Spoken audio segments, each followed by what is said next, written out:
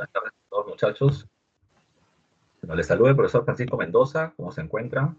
Hoy día vamos a terminar teniendo nuestra primera clase del curso de historia, así que vamos a estar lo más atentos posible porque la cantidad de temas que tenemos que hacer en este ciclo, que es bastante corto, es muy amplia. Así que les voy a terminar pidiendo la mayor atención del mundo precisamente para tener una óptima preparación. Así que comencemos, ya sin mayor preámbulo. Y comencemos con una cuestión bastante básica. La pregunta ya que debemos tomar en consideración para comenzar con el curso es, um, ¿desde cuándo comienza la historia? ¿Ya? Y bueno, para poder entender ello hay que tomar en cuenta que la historia, entendiendo no la historia como el pasado, sino la historia como la disciplina o la ciencia social que termina analizando precisamente el pasado, termina siendo un poco más compleja que lo normal. ¿A qué me refiero? Ya, a ver, un poquito.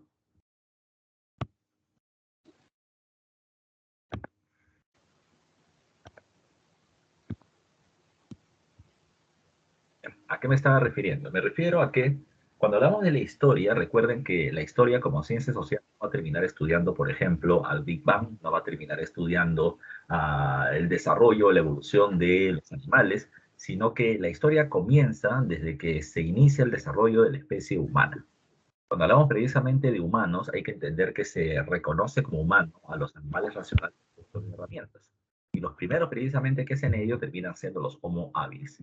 Desde el nacimiento del Homo habilis hasta la actualidad, terminamos hablando de... pero hay que recordar, muchachos y muchachas, también algunas cuestiones bastante básicas, ya bastante básicas. ¿Y eso a qué hace referencia? A ver, lo primero que tenemos que tomar en cuenta es que la historia termina siendo una ciencia social, y eso es lo primero que vamos a terminar viendo en nuestra diapositiva. Si la historia es una ciencia social, ¿qué cosa estudia? Estudia, lógicamente, a la sociedad como organización en el proceso del tiempo.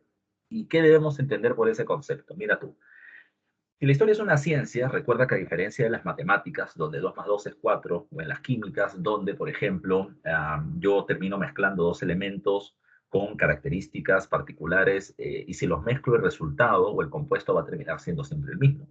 Pero en el caso de las ciencias sociales es diferente porque nosotros terminamos trabajando con un organismo más complejo, que termina siendo no solamente el humano como individuo, sino el humano como parte de un complejo que se llama sociedad. Y los seres humanos no siempre van a terminar reaccionando de la misma manera ante condiciones semejantes. Sus respuestas van a terminar dependiendo de muchos factores. El primer factor termina siendo el tiempo, cuándo se desarrolló el hecho histórico que voy a estudiar, ¿ya? El espacio, dónde se desarrolló ese evento y las condiciones que pueden terminar afectando beneficiosa o perjudicialmente precisamente a una población. Las condiciones económicas, sociales, políticas, culturales, religiosas, medioambientales o la mezcla de las mismas que va a terminar dando como resultado algún hecho histórico muy relevante precisamente para la historia de la humanidad.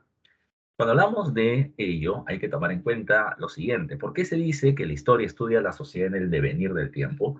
Porque cuando tú has estado en el colegio, por ejemplo, o en algún otro centro de estudio, cada vez que te ha explicado tu profesor el curso de historia, siempre ha terminado mencionando, ¿ya?, que las causas, el desarrollo y las consecuencias de un hecho. ¿Ya? Por ejemplo, si yo quiero terminar hablando de la Segunda Guerra Mundial, recuerden ustedes lo siguiente: el evento que marca el inicio de la Segunda Guerra Mundial, que fue pregunta de examen de admisión además, terminó siendo ¿cuál? Terminó siendo la invasión alemana sobre Polonia. ¿Ya? No te olvides tú. Y recuerden que el hecho que marca el final de la Segunda Guerra Mundial termina siendo la rendición de Japón tras el lanzamiento de las bombas atómicas sobre Hiroshima y Nagasaki por parte del gobierno de los Estados Unidos y por mandato del presidente Harry Truman. Eso, repito, ya termina marcando el inicio y el final de un hecho histórico llamado Segunda Guerra Mundial. Ese hecho, para el historiador, termina siendo el presente, el hecho que está estudiando. Pero ese hecho tiene antecedentes y causas, ¿ya? Viene teniendo un pasado, ¿ya? Y tiene precisamente, culminada la guerra, una serie de eventos posteriores o futuros. ¿Cuál es el pasado de la Segunda Guerra Mundial? Recuerda, no es que un día Hitler se levantó loco y dijo, hoy día voy a matar a gente, porque se me ocurre. No, sino que hay una serie de antecedentes previos. La derrota de Alemania en la Primera Guerra Mundial, la firma del Tratado de Versalles, que termina siendo muy perjudicial para Alemania, la formación de movimientos nacionalistas en contra del Tratado de Versalles, el crack de 1929 y el rechazo de la población, o por lo menos el descrédito ante la población, de la democracia multipartidaria y el modelo económico liberal.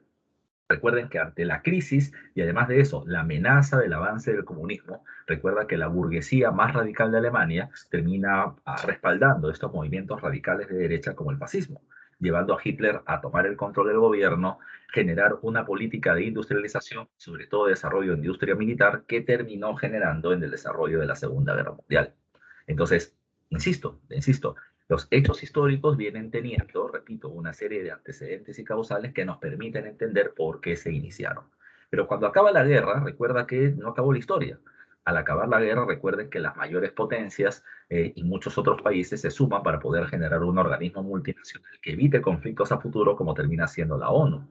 También recuerden ustedes que los países que fueron aliados, como Estados Unidos y la Unión Soviética, van a dejar de lado su alianza y van a terminar sumando diferencias, pasando a establecerse el desarrollo de la Guerra Fría. ¿Ya? Recuerden que las potencias, como Inglaterra y Francia, las potencias coloniales, terminaron debilitándose y eso terminó dando paso al proceso de la descolonización. Entonces, hay una serie de eventos posteriores al desarrollo de la guerra.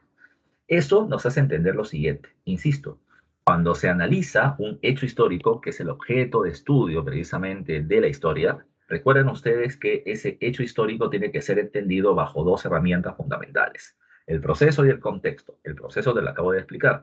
Todo hecho histórico viene teniendo un pasado, un presente y un futuro, antecedentes, desarrollo y consecuencias, ¿ya? Todos, ya todos.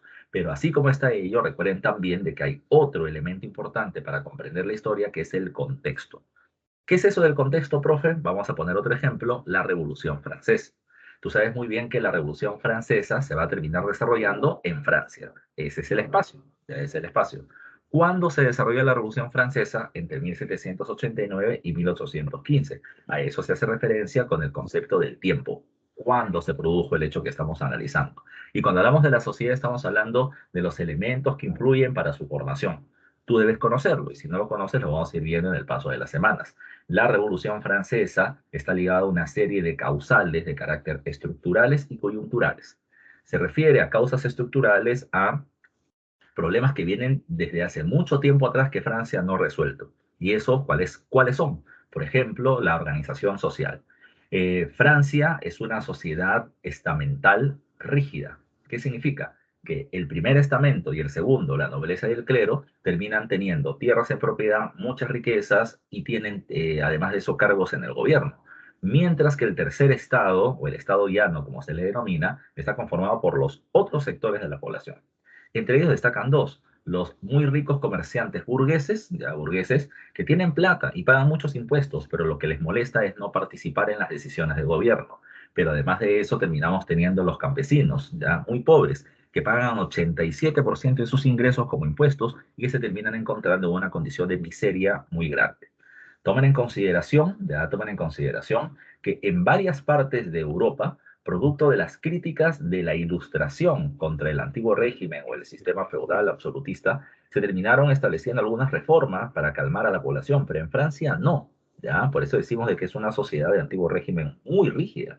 Si es que se hubiese terminado permitiendo o haciendo reformas en Francia, tal vez el estallido de la Revolución Francesa no hubiese sido tan violento como fue, pero así terminó sucediendo. Ante esta condición de desigualdad muy dura, recuerden ustedes otros elementos coyunturales cercanos al proceso de la Revolución Francesa. ¿Cuáles son estos? Número uno, la crisis de los cereales o la crisis medioambiental. En los últimos 20 años previo a la Revolución Francesa se terminaron produciendo 7 años de sequías. Por cada 2 años de lluvia no había. Y recuerden que producto de estas sequías la producción agrícola bajaba, los alimentos terminaban siendo escasos y muy caros, y la gente del pueblo literalmente se moría de hambre. Pero mientras que el pueblo no tenía que comer, tenía que seguir pagando 87% de sus ingresos como impuestos. La población veía cómo el gobierno era indolente, no le interesaba lo que estaba pasando. El gobierno, la nobleza más poderosa, la corte de Versalles, terminaba gastando el 16% del presupuesto nacional francés en solamente mantener a 3.000 familias, con grandes lujos, fiestas, carrozas, banquetes, ¿ya? Y una tropa de sirvientes precisamente que eran parte del poder que terminaban teniendo.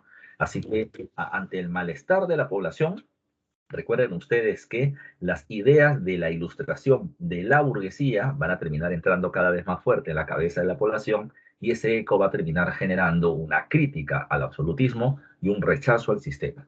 Todos estos elementos mezclados es lo que se puede entender como la sociedad, las condiciones económicas, políticas, sociales, culturales, religiosas, medioambientales, que se mezclaron y dieron paso al proceso de la Revolución Francesa. Entonces, vuelvo a entender, para que la historia sea entendida, debe ser entendida como un proceso, causas, desarrollo, consecuencias, y como un cómo en su contexto, cuáles son las condiciones que permitieron que un hecho histórico nazca como nación, ya como nación. Otra cuestión, ¿para qué me sirve la historia? ¿Para qué termina siendo útil la historia? ¿Para qué es útil el historiador? Si tú tienes un problema de salud, te rompiste una pierna, te vas con el doctor, con el traumatólogo, para que termine viendo precisamente ese problema y él verá si necesitas solamente un yeso o una operación. Si tú, por ejemplo, vienes teniendo, no sé, un problema de ansiedad antes del examen, pues tienes que ir donde el psicólogo para que termine tratando esa ansiedad.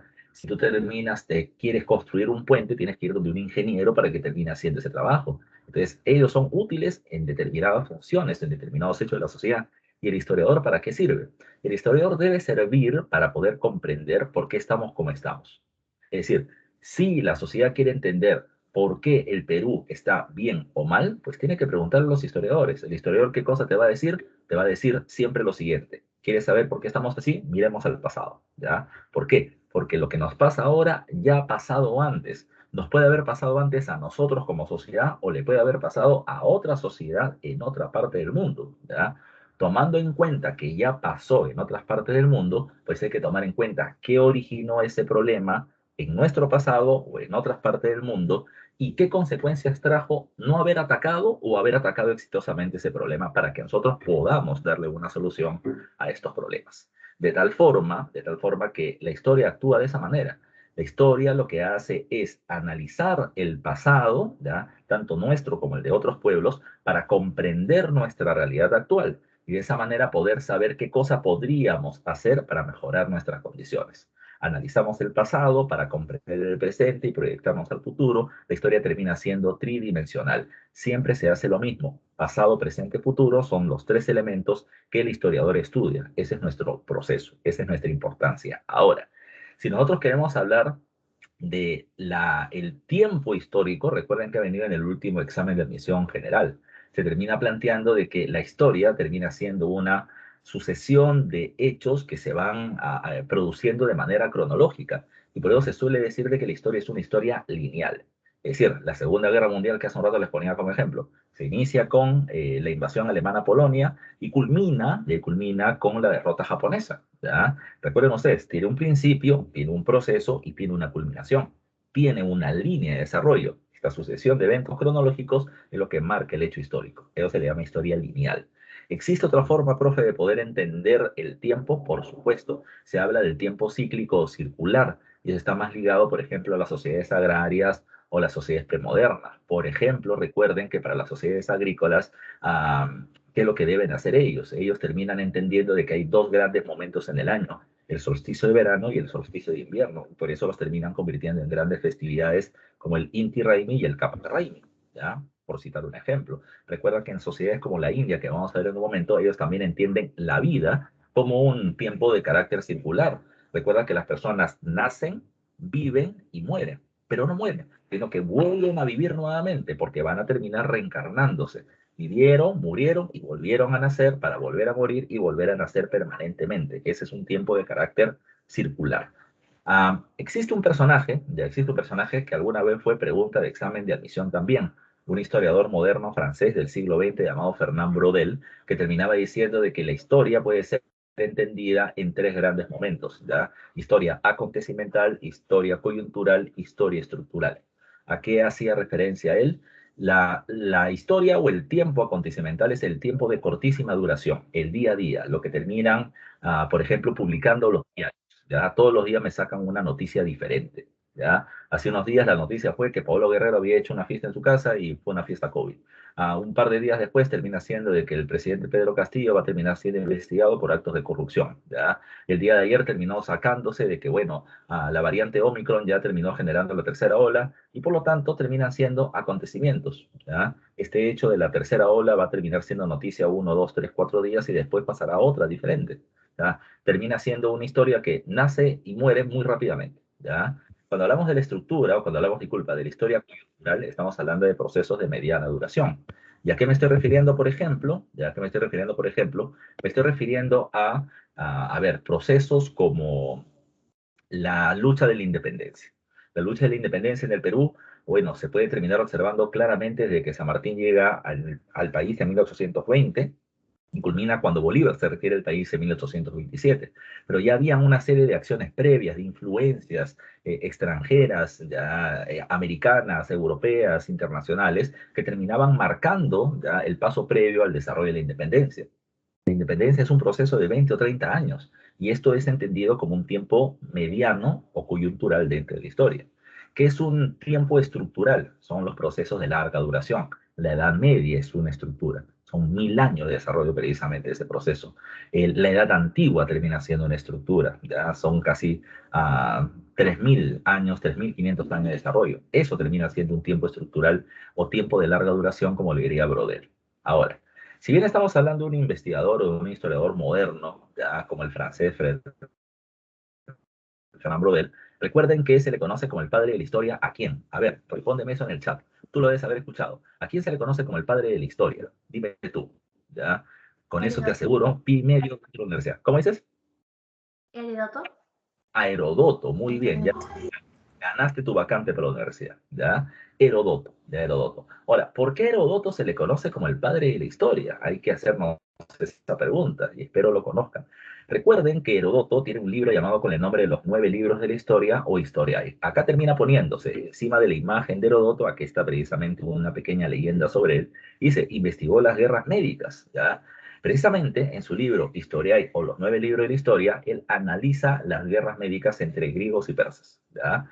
En uno de los libros habla de los fenicios, en otro habla de los persas, en otro habla de los egipcios, y en 6 de los libros habla de las guerras médicas. Y ahí viene lo importante, ¿ya? Hasta antes de Herodoto, ¿ya? Los griegos terminaban respondiendo lo siguiente. Ante la pregunta, ¿por qué los griegos le ganaron a los persas? La respuesta era, los dioses griegos son más poderosos que los dioses persas. Pero Herodoto dijo, no, no, no, no, no. Si esta es una guerra entre seres humanos, entonces la respuesta, ya, la respuesta tiene que estar ligada a acciones humanas. Entonces entendamos por ahí el proceso, decía Herodoto. Herodoto en sus 6 libros termina analizando las acciones bélicas, las estrategias en el campo de batalla desarrollado por parte de los griegos. ¿Ya? Recuerden ustedes, ¿ah? Él analiza las acciones militares, las estrategias utilizadas por parte de los griegos. Como pocos griegos le ganaron a muchos persas porque su estrategia fue mejor. Deja de lado las creencias religiosas y las supersticiones, como le está diciendo por acá, por interno, su compañero Diego, ¿ya? Dejó de lado las creencias religiosas y las supersticiones y analizó el hecho histórico llamado guerra médica a través de acciones humanas. Pero también terminó dando una respuesta muy interesante. Como muchos persas fueron derrotados por pocos griegos. Y la respuesta era porque los persas terminaron siendo obligados a pelear por parte de un emperador, ya de un emperador despótico y violento, ya, mientras que los griegos terminaban peleando por defender su libertad. Así que ese espíritu de defender la libertad es lo que los hizo vencer en el conflicto. Interesante Herodoto. Repito, Herodoto, ¿qué es lo que ha hecho? Ya, Herodoto ha utilizado la filosofía. En el siglo V a.C., la filosofía con los filósofos presocráticos intentaron entender el origen del mundo y de la vida a través de la razón, dejando de lado las creencias religiosas. Y esto terminó siendo más impulsado todavía con figuras como Sócrates, Platón y Aristóteles. Esta propuesta de la filosofía, de la comprensión de la realidad a través de la razón, terminó siendo utilizado por parte de otras áreas de las ciencias, como la historia, que, repito, dejando de lado la religión, a través de la razón, intentó entender acciones humanas. Por eso es que Herodoto termina siendo considerado como el padre de la historia. Ahora, hay que tomar en cuenta otro aspecto más. Herodoto escribe horrible, ¿ya? Herodoto se termina enredando mucho cuando termina escribiendo, pero el que escribe muy bonito termina siendo Tucídides, otro historiador griego, pero que habla de las guerras del Peloponeso. Interesante Tucídides porque intenta encontrar las causas del largo desarrollo por el cual se termina produciendo la guerra entre atenienses y espartanos por el dominio de Grecia, ¿ya? Cosa que también veremos más adelante en las clases. Ahora, si hablamos de los conceptos de la historia, tenemos que pasar a ver otro aspecto. A ver, ¿quién se lanza de los que están en clase, muchachos, para darme la siguiente respuesta? ¿A qué carrera postulas? A ver, me gustaría verlo en el chat. ¿Ya? ¿A qué carrera postulas? A ver, dígame, por favor, escríbanla por ahí. Ahí está, Diego me dice a medicina. ¿Quién más? ¿Ya? ¿Quién más se lanza? Solamente una persona en clase, ¿dónde están las demás? Allá, ingeniería ambiental, me termina diciendo Mayumi, genética y biotecnología, odontología, medicina. Muy bien, muchos postulan a medicina, me parece correcto, odontología. Ya tengo futura doctora para mis dientes chuecos, ¿ya? Entonces, miren ustedes, si tú quieres terminar, por ejemplo, estudiando medicina, ¿ya? Vamos a terminar considerando de que tú quieres terminar estudiando o te quieres especializar en oncología, ¿ya? Entonces tú terminas dándole a alguien, bueno, tú terminas revisando a alguien que viene diciendo, ¿sabes qué, señora? Usted tiene cáncer, ¿ya? Pregunta, ¿cuál va a terminar siendo tu prueba de que esa persona termina teniendo cáncer? Bueno, la prueba va a terminar siendo un estudio, profesor, en laboratorio que seguramente le vamos a mandar a hacer. Ella termina siendo tu fuente, tu prueba de que lo que tú estás diciendo termina siendo correcto, ¿ya? Bacán, ya bacán. Entonces vamos a lo siguiente. Si un historiador quiere terminar afirmando ya que un determinado hecho terminó sucediendo en el pasado, también debe tener pruebas. Pero nuestras pruebas se les conoce con el nombre de fuentes, fuentes históricas. ¿Qué es una fuente histórica? Es todo vestigio de presencia humana que nos ayuda a reconstruir los hechos históricos o el pasado y afirmar que lo que nosotros decimos terminó sucediendo realmente. Ahora, ¿qué tipo de fuentes existen? Existen diversas. Fuentes escritas, orales, materiales y audiovisuales. Es lo básico que te puedo mencionar porque hay muchos tipos de subdivisiones de fuentes. Lo más común termina siendo la fuente material, ¿ya? Dice acá que la fuente material es toda evidencia física de la presencia humana, ¿ya? Que es lo primero que termina buscando un arqueólogo cuando termina hallando precisamente un recinto arqueológico o termina hallando un recinto de presencia humana antigua, lo primero que va a buscar, ¿ya? Y es lo más importante, son los basurales, ¿ya? Profesor, que le pagan tan poco que tiene que buscar entre la basura. No, si él termina encontrando ya un espacio arqueológico que termine teniendo una gran cantidad de desperdicios de grupos humanos del pasado, va a poder entender muchas cosas, como cuántas personas vivían acá.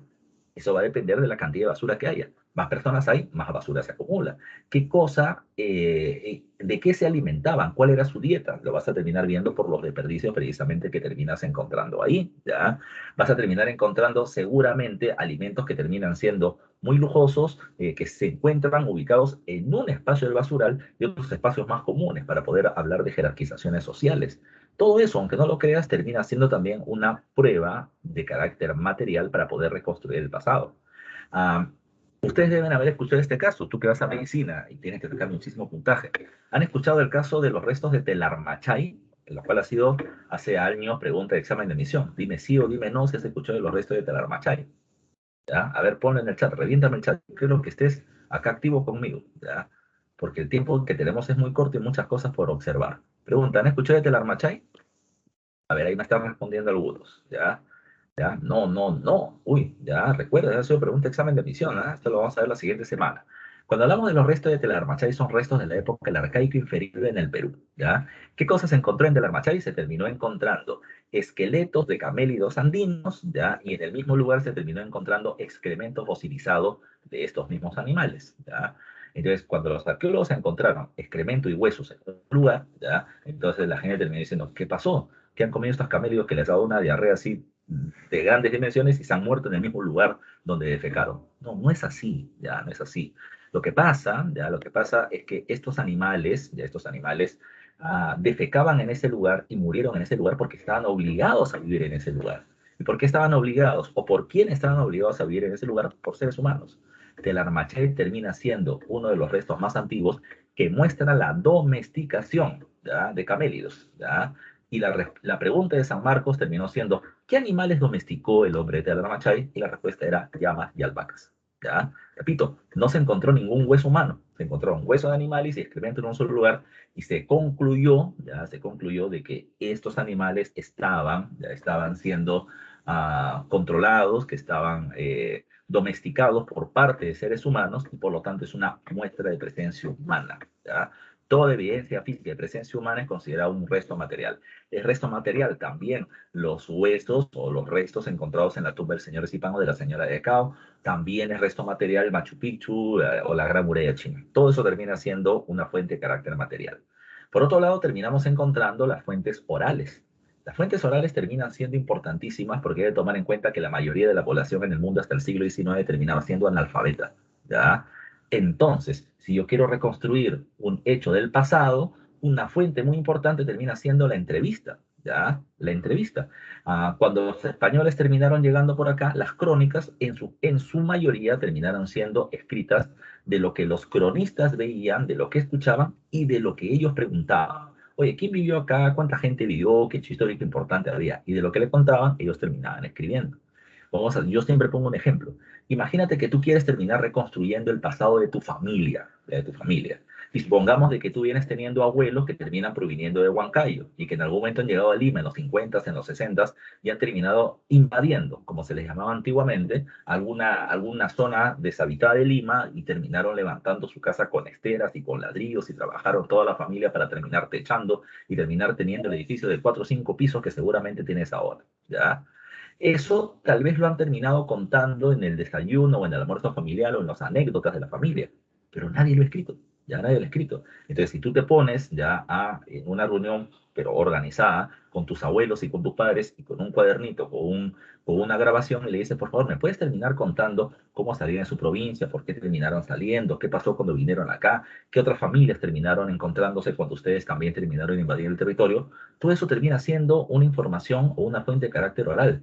Tus abuelos no son analfabetos, pero nunca se han puesto a escribir esa historia, que es parte importante de la historia de tu barrio, de tu distrito y de la provincia de Lima, que ha ido creciendo de manera progresiva, ¿ya? Así que, repito, para las sociedades analfabetas y para las poblaciones que no han dejado registro escrito de su historia, la entrevista como una fuente oral termina siendo importante para reconstruir los hechos del pasado. También me sirve, evidentemente, para la reconstrucción de mitos. Por ejemplo, insisto, los españoles llegan a una sociedad que no tiene escritura como la incaica, ¿ya? Y terminan preguntando y los españoles escriben el mito de Manco Cápac y Mama Odio, el mito de los hermanos Aya, ¿ya? Un montón de antropólogos en el siglo XIX se terminaban yendo a la selva amazónica del Perú y el Brasil, o se iban a la zona de Australia, los pueblos africanos que no tenían escritura, y los terminaban entrevistando y les terminaban preguntando sus mitos y rituales, y de eso conocemos mucho por estudio de antropología, ¿ya? De estas poblaciones. Pero, insisto, vamos con otra pregunta más. Yo te he dicho hace un rato que la historia comienza, ya la historia comienza desde que nacen los seres humanos, ya el Homo habilis, que es el primer productor de herramientas. Pero también deben haber escuchado ustedes, y confírmenme por favor en el chat si lo han escuchado o no, ya, si ustedes alguna vez han leído, les han dicho que la historia comienza desde el nacimiento de la escritura. ¿Ya? ¿Qué me dices tú? A ver, dime, si lo has escuchado o no lo has escuchado. ¿Ya? ¿Han escuchado ustedes que se considera que la historia comienza desde la invención de la escritura? A ver, dime tú. ¿Ya? No, me dice. Hoy, acá, hoy, ¿han pasado por el colegio alguna vez? Ya, ahí está. Su compañera Stephanie le ha dicho que sí, ya, alguna vez. Pues te explico. Esto está ligado a un personaje llamado Cristóbal Keller, ¿ya?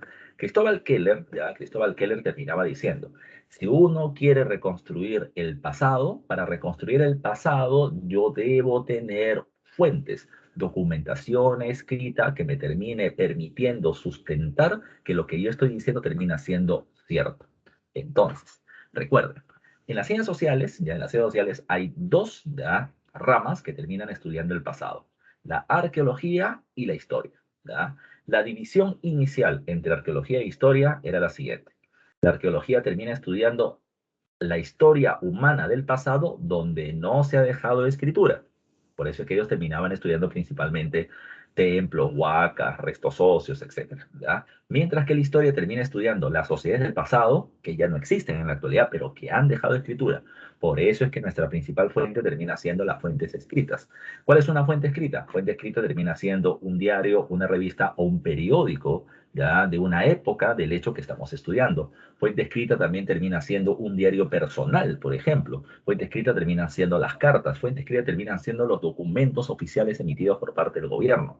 Todo eso termina siendo considerado como fuente escrita y es fundamental para la historia. La fuente audiovisual es mucho más contemporánea, es más del siglo XX en adelante, ¿ya? Imagínate que yo quiero terminar haciendo un estudio, y se puede hacer por si acaso, yo quiero hacer un estudio, por ejemplo, de la influencia extranjera sobre los ritmos musicales en el territorio peruano. ¿Ya? Entonces, ¿qué cosa tengo que hacer yo? Bueno, me voy a ver obligado, ya obligado, a terminar escuchando, ya terminar escuchando las diferentes músicas que han terminado haciendo grupos o individuos en el Perú y que han terminado teniendo impacto sobre la población.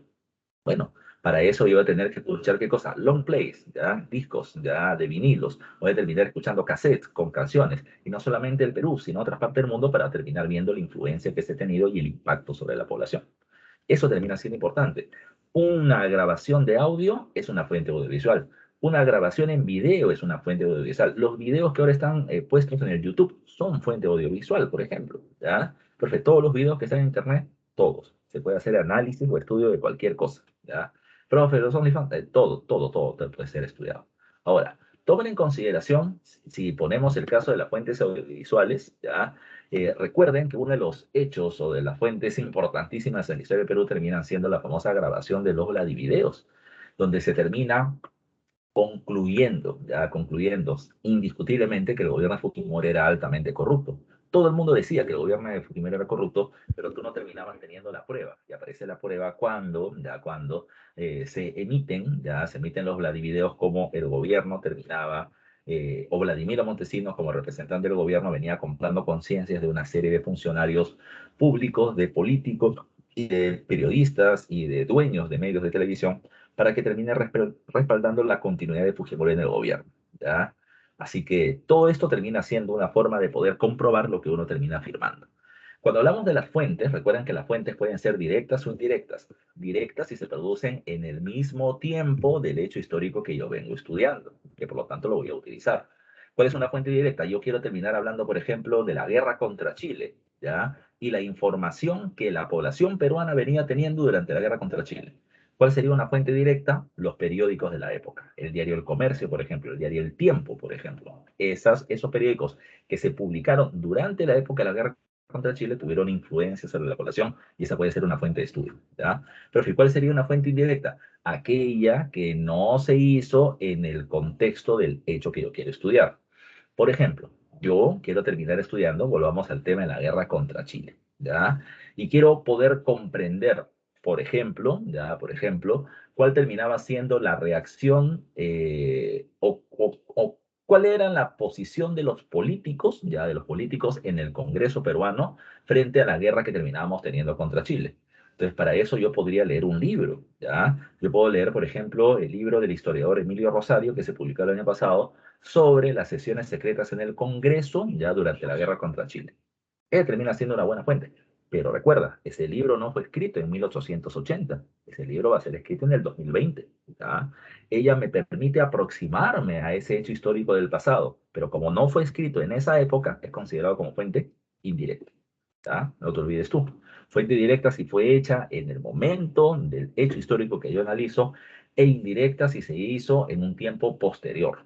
¿Ya? Posterior.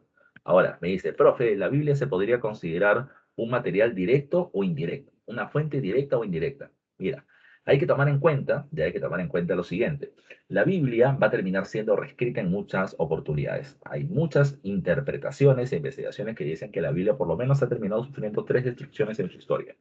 La más conocida, ya cuando los neobabilonios terminaron sometiendo a los hebreos a esclavitud y se destruyó precisamente mucha de su información. Y cuando ellos pasaron a ser esclavos en Babilonia, pues ellos reescribieron la Biblia con mucha influencia de mitos y tradiciones mesopotámicas, ya mesopotamitas. Entonces, si nosotros queremos terminar entendiendo la Biblia, si es el pensamiento original de los hebreos, yo te diría que hay que terminar sacando con pinzas varias de las informaciones, porque hay varias mezclas culturales. Pero, sí, ya sí, yo quiero terminar, por ejemplo, intentando entender las transformaciones de la Biblia en el paso del tiempo, sí me puede terminar sirviendo como una fuente directa. Va a depender de la pregunta que tú quieras hacer, ¿ya? A ver, por eso la Biblia se podría considerar un material directo e indirecto, o indirecto. Ya, vuelvo a repetir, es que todo va a depender de la pregunta. Por ejemplo, yo puedo terminar haciendo una pregunta.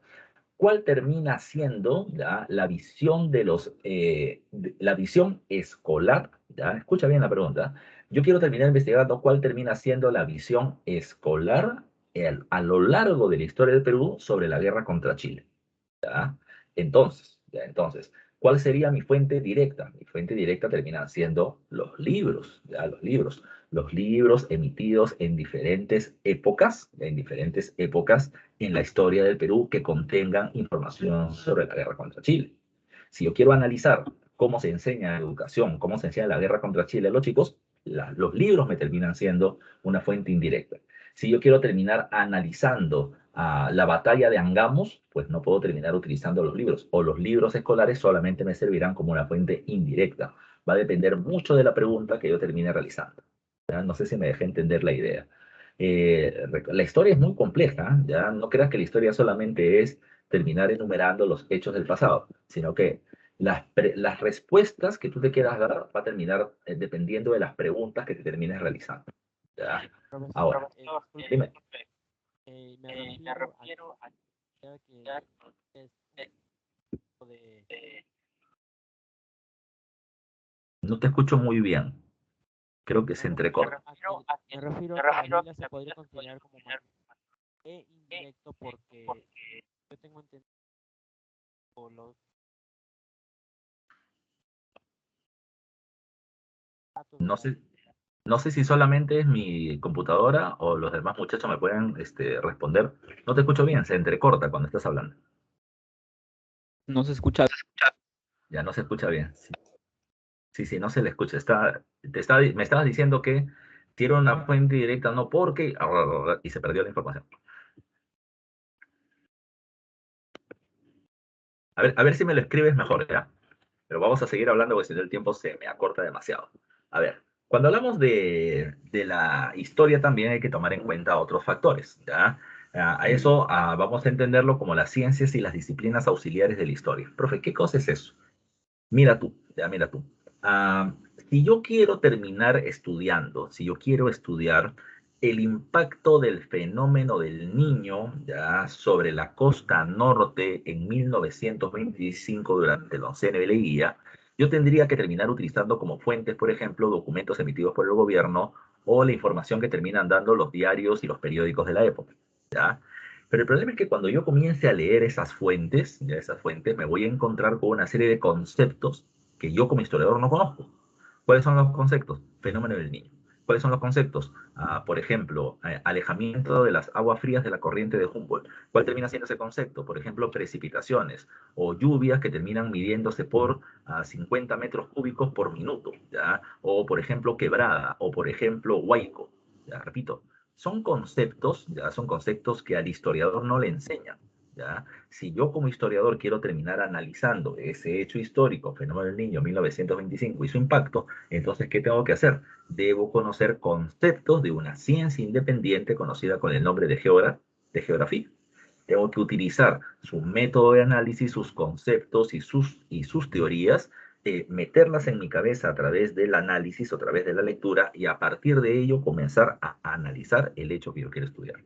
Se le conoce, por lo tanto, como ciencias auxiliares aquellas ciencias sociales independientes de la historia, que tienen su propia metodología y marco conceptual y que los historiadores utilizaremos para poder comprender un hecho histórico que queremos utilizar. ¿Ya? La geografía es uno de ellos. Acá le estoy poniendo, ¿no? ¿Qué cosa estudia la geografía? La interrelación entre sociedad y medio ambiente. ¿Ya?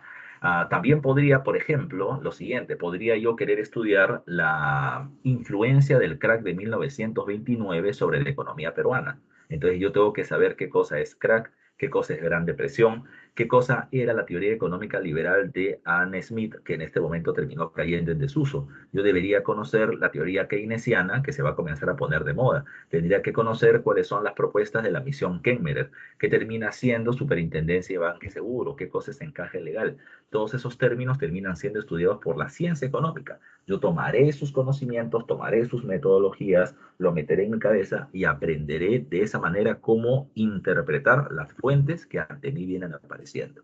Repito, son ciencias independientes y los historiadores tomaremos sus conocimientos para poder comprender el hecho que venimos estudiando. Ahora, Cuando hablamos de las ciencias auxiliares, acá hay varias, ¿ya? La arqueología, la antropología, la sociología, la economía y la geografía que hace un rato les venía comentando. La antropología, por ejemplo, ¿qué cosa es lo que estudia? Estudia, dice, al ser humano como un ser físico y un ser cultural. ¿Cómo es eso de un ser físico? ¿Ya? La antropología física lo que termina haciendo es estudiar a los pueblos y sus características, tamaño, color de piel, características físicas, y hacer, por ejemplo, una comparación con otros pueblos. Los otros pueblos contemporáneos a ellos, pero en diferentes lugares, tienen la misma talla, tienen la misma influencia racial, genética en la actualidad, o son pueblos totalmente diferentes. Desde el punto de vista cultural también puedo hacer lo mismo.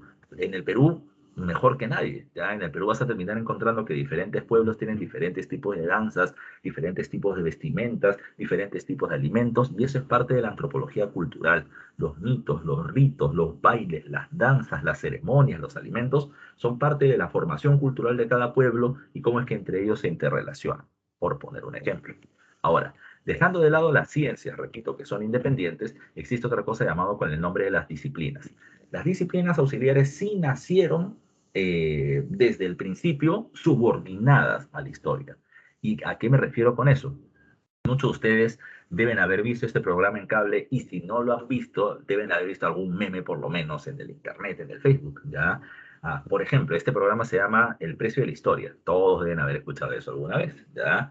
Aparece, es una casa de empeño ubicada en Las Vegas, Nevada, en los Estados Unidos. Entonces aparece una persona que está angustiada de dinero y dice, yo quiero vender una moneda, ya una moneda que terminó siendo producida en Ohio, durante la Guerra Civil Norteamericana. Solo se produjo en Ohio, solo se produjeron 3.000 monedas y terminan siendo muy difíciles de encontrar. Yo la quiero vender y quiero que me paguen $5.000. Así que va a esta tienda de empeño y le termina diciendo, a Chong Lee o a Rick le termina diciendo, yo quiero vender mi monedita, ¿ya? Y le explica precisamente todo eso, ¿no? Cuándo se produjo, dónde se produjo, qué tan difícil de encontrar es y como cuánto quieren por la moneda. Bueno, ellos van a decir, mira, me parece falso, ya, Rick, pero vamos a llamar a un especialista para que nos diga si en realidad es muy difícil de encontrar y si vale lo que él me está pidiendo. La persona que conoce, ya que conoce de monedas y que me va a terminar diciendo primero si esta moneda es falsa o verdadera, y luego de eso me va a terminar extrayendo información de la moneda para poder saber su valor en el mercado, se llama numismático. Las disciplinas auxiliares nacieron con dos objetivos. Primero, saber si la fuente, o sea, lo que está apareciendo ante mí termina siendo verdadero o falso.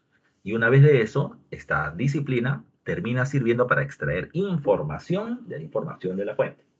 Repito, en este caso, la numismática estudia monedas y medallas.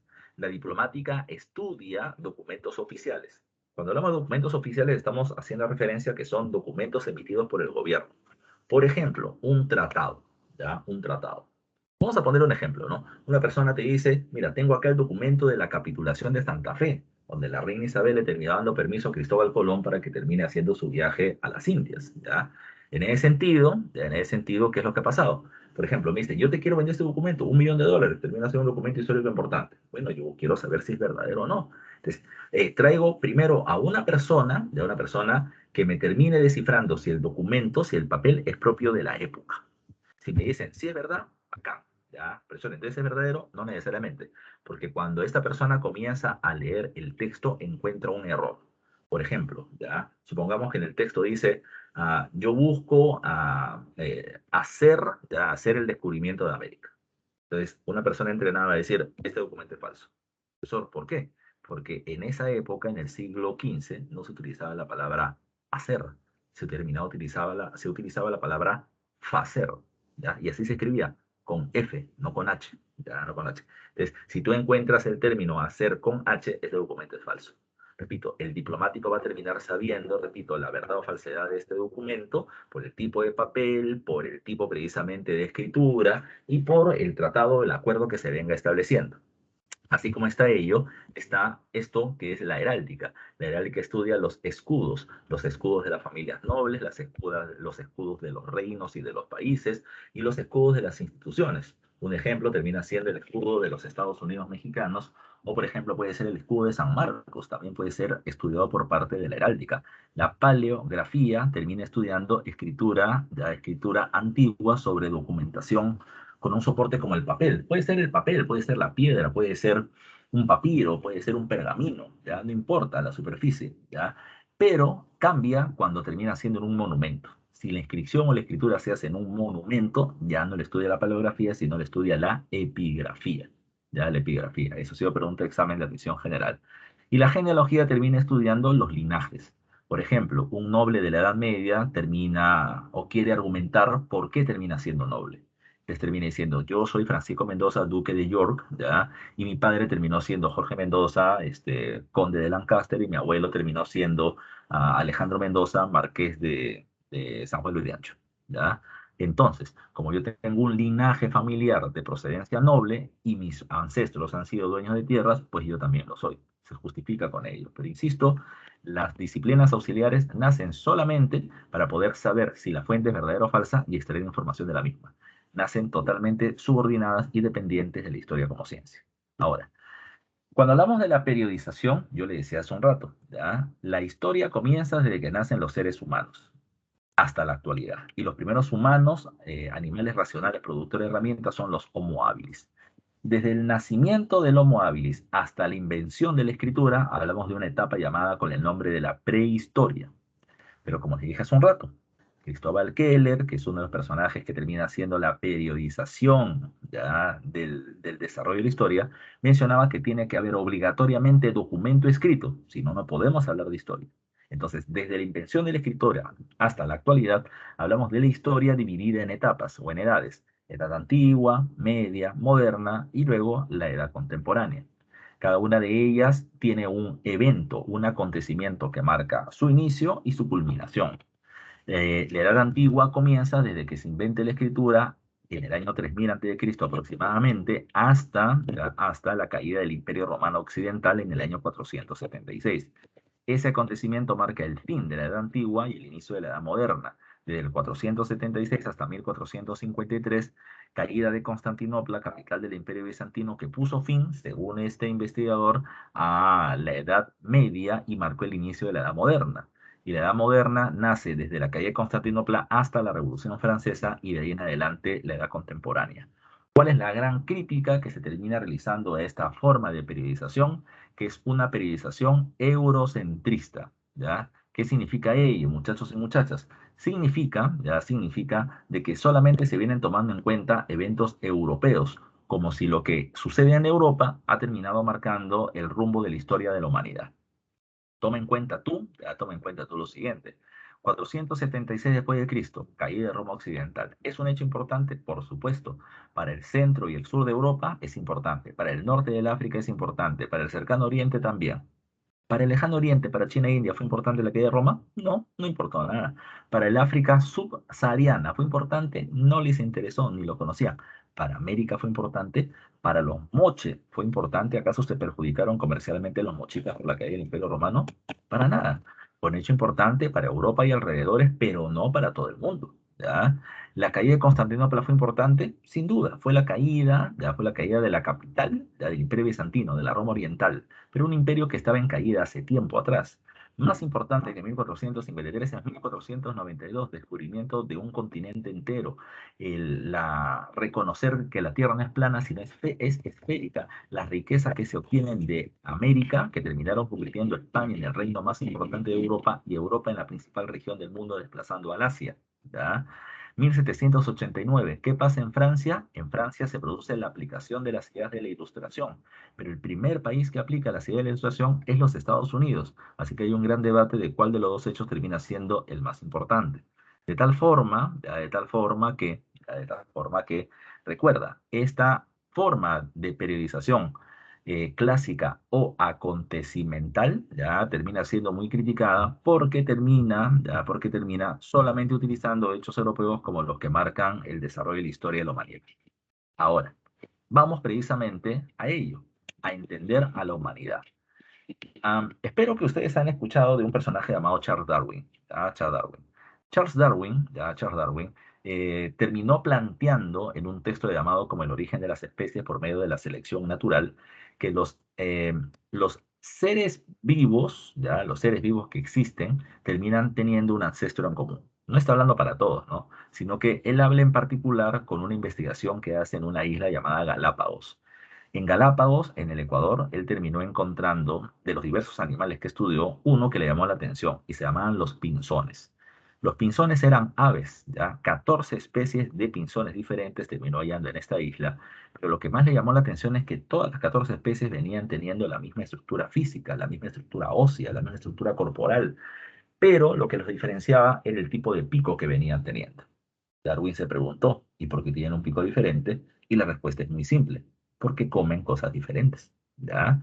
Y la pregunta es, ¿y qué come este pinzón que tiene un pico pequeñito y frágil? Come hojitas. ¿Y qué come este pinzón que termina teniendo un pico alargado? Come termitas, ¿ya? De la corteza de los árboles. ¿Y qué come este que tiene el pico como el de un loro? Pues come granos, ¿ya? Y así por el estilo, y así por el estilo. Entonces, Darwin, ante la pregunta que se acaba de hacer, se hace otra pregunta más. ¿Y siempre han existido 14 tipos de pinzones diferentes? Y su respuesta fue no. Según Darwin, y ahí viene su hipótesis, su propuesta, hace cientos, miles, millones de años atrás no existían 14, existía una sola especie de pinzones. Pinzón y pinzona, que vivían en un medio ambiente donde había una inmensa cantidad de árboles, una gran cantidad de hojitas que ellos necesitaban para poder comer y sobrevivir. Así que los pinzones se levantaban en las mañanas, volaban, comían hojitas y sobreviven. Y como sobreviven, se reproducen. El pinzón le llama a la pinzona y le hace un montón de pinzoncitos. ¿Ya? Ya no son dos pinzones de una misma especie, sino van a ser 10, luego 100, luego 1000, luego 1.000.000. Según él, los seres vivos crecen en progresión geométrica y se multiplican, mientras que los alimentos crecen solo en progresión aritmética, lentamente. Llegará un momento en que la cantidad de seres vivos está muy por encima de la cantidad de alimentos. Y los que no tengan alimentos, ¿qué es lo que van a tener que hacer? Obligatoriamente, y obligatoriamente tendrán que migrar para conseguir alimentos en otro lugar. No hay una guerra civil de pinzones, ¿ah? El grupo de pinzones que no tenga comida migrará. Un grupo de 20 pinzones se va volando buscando este tipo de hojas, este tipo de árboles en otro lugar. Vuelan 1, 2, 3, 4, 5 días y no encuentran nada. Y tienen que comer ahora o se mueren de hambre. Ya se mueren de hambre. Es como si yo te preguntara a ti. Imagínate que hay un apocalipsis zombie, ¿ya? ¿Ya? Así hay tantas películas que se hablan sobre el tema, ¿ya? Y solamente hay en el mundo en este momento para comer, ¿ya? Para comer cucarachas y ratas, ¿ya? Pregunta, ¿comerías cucarachas y ratas para poder sobrevivir? ¿Qué dices tú? ¿Ya? ¿Qué dices tú? A ver, te quiero leer. ¿Ya? ¿Ya? Mayumi me dice, no como, prefiero morirme. ¿Ya? Alondra dice, sí comería. ¿Ya? Ya, Harit dice, depende, profe, ¿no? ¿De qué depende? Si la cucaracha o la rata está salteadita, ¿ya? Alejandro dice, no comería, profe, me muero antes de comer ratas, ¿ya? Ah, moriría, dice el otro, prefiere pasto, no hay pasto, solamente cucaracha y rata, ¿ya? Ni modo, es lo que hay, ¿ya? Esto no lo han estudiado en colegio del Estado, ¿no? ¿Ya? ¿Tú crees que te vendían hamburguesa de un sol? Eso termina siendo picotito, ¿ya? Ahora, ¿qué es lo que hay que tomar en consideración? ¿Ya? Depende si está bien hecho, dice. Ahora, hay que tomar en cuenta esto. ¿Por qué me hace la pregunta? Porque este grupo de personas que no tenía nada que comer y no encuentran las hojas, tienen que comer algo o se mueren. Y lo que encuentran es cortezas de árboles, sin hojas, ya, sin hojas. Y en las cortezas terminan habiendo termitas que están comiéndose la madera y están dentro de ella. Entonces, los pinzones dicen, pucha, o comemos termitas o nos morimos. Así que comienzan a picotear la corteza de los árboles, pero es muy dura. Yo comía hojitas, no comía cortezas, troncos. Es el momento de querer comer, en el momento de querer romper la corteza del árbol, de estos 20 pinzones a 10 se le rompe el pico. No tienen pico, se mueren, no pueden respirar, no pueden comer, se murieron. ¿Ya?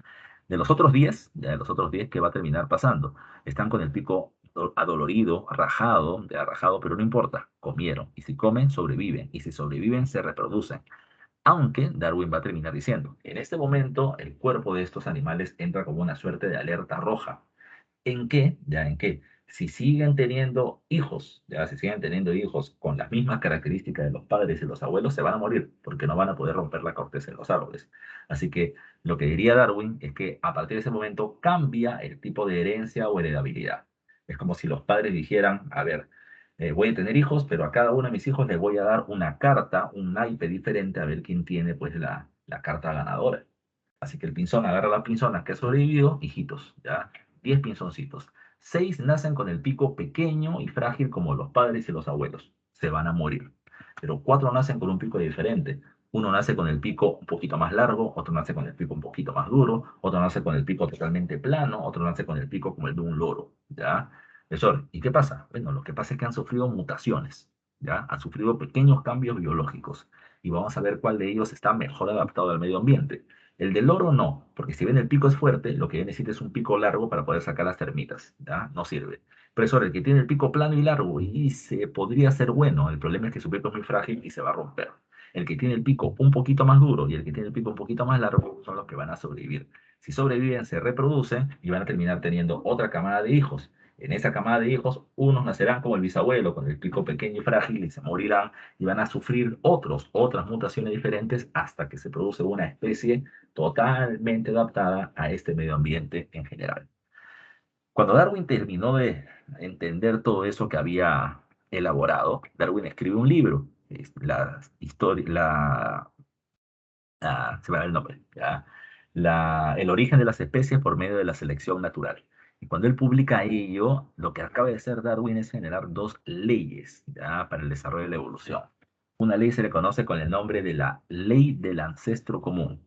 No siempre hubieron 14 especies de pinzones, al principio había uno. ¿Pero por qué hay 14 ahora? Porque se fueron adaptando, ante la escasa cantidad de alimentos, fueron migrando. Estos que migraron se fueron adaptando al medio ambiente en el que vivían hasta que generaron una especie totalmente bien adaptada. Y por eso es que un tatarabuelo o ancestro le dio vida a todos los demás. Son muy semejantes, pero diferentes porque se adaptaron a un medio ambiente diferente, ¿ya? Ahora, tomen en cuenta que viene la ley de la selección natural. Solo las especies más aptas sobreviven y se reproducen. ¿Qué significa ser más apto? Más apto no significa ser ni más alto, ni más bajo, ni más grande, ni más pequeño, ni más fuerte, ni más débil. Más apto significa estar mejor adaptado al medio ambiente natural en el que vive. Eso significa ser más apto. Por tanto, recuerden ustedes que las dos leyes que hizo Darwin le terminaron sirviendo para poder aplicarlo a todos. Esta ley de cómo evolucionaron los pinzones también sirve para poder entender por qué existen diferentes tipos de razas de perros o de gatos. También sirve para poder entender los diferentes tipos de reptiles o de peces, ¿ya? Repito, por una adaptación a su medio ambiente natural. Darwin dijo ello y los científicos lo aplaudieron, pero más adelante Darwin dijo, eso también se puede aplicar al humano. El humano y el mono son semejantes, aunque no iguales, porque mientras que los monos vivieron en zona de amplia vegetación, los humanos vivieron en un lugar con vegetación mínima. Por eso fueron desarrollando una condición bípeda y otras características más.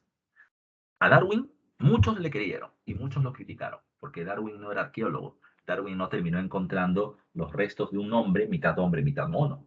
Pero más adelante, un arqueólogo francés lo halló. Eugène Dubois, ya un francés, encontró en la isla de Java, en Indonesia, los restos que él bautizó como el Pithecanthropus erectus, un Homo erectus, como lo conocemos en la actualidad. ¿Qué era lo interesante? El Homo erectus tenía una columna vertebral recta como la nuestra, pero el cráneo muy parecido al de un simio. Por eso le llamó Piteca, mono, antropus, hombre, el hombre mono, el eslabón perdido que le terminaban planteando a Darwin. Toma en cuenta que en realidad Eugene Dubois no terminó encontrando el resto mitad hombre, mitad mono, pero terminó encontrando de que sí existía una especie antigua que era parte de nuestro proceso evolutivo hasta la actualidad. Las investigaciones fueron avanzando y se fueron encontrando restos ya igual de antiguos o más antiguos incluso en Asia, en Europa y en África, y cada vez restos más antiguos en el territorio africano. Precisamente por eso es que el África es considerada como la cuna de la humanidad. África es considerada como el lugar donde se encuentran los restos más antiguos del proceso de evolución de nuestra especie.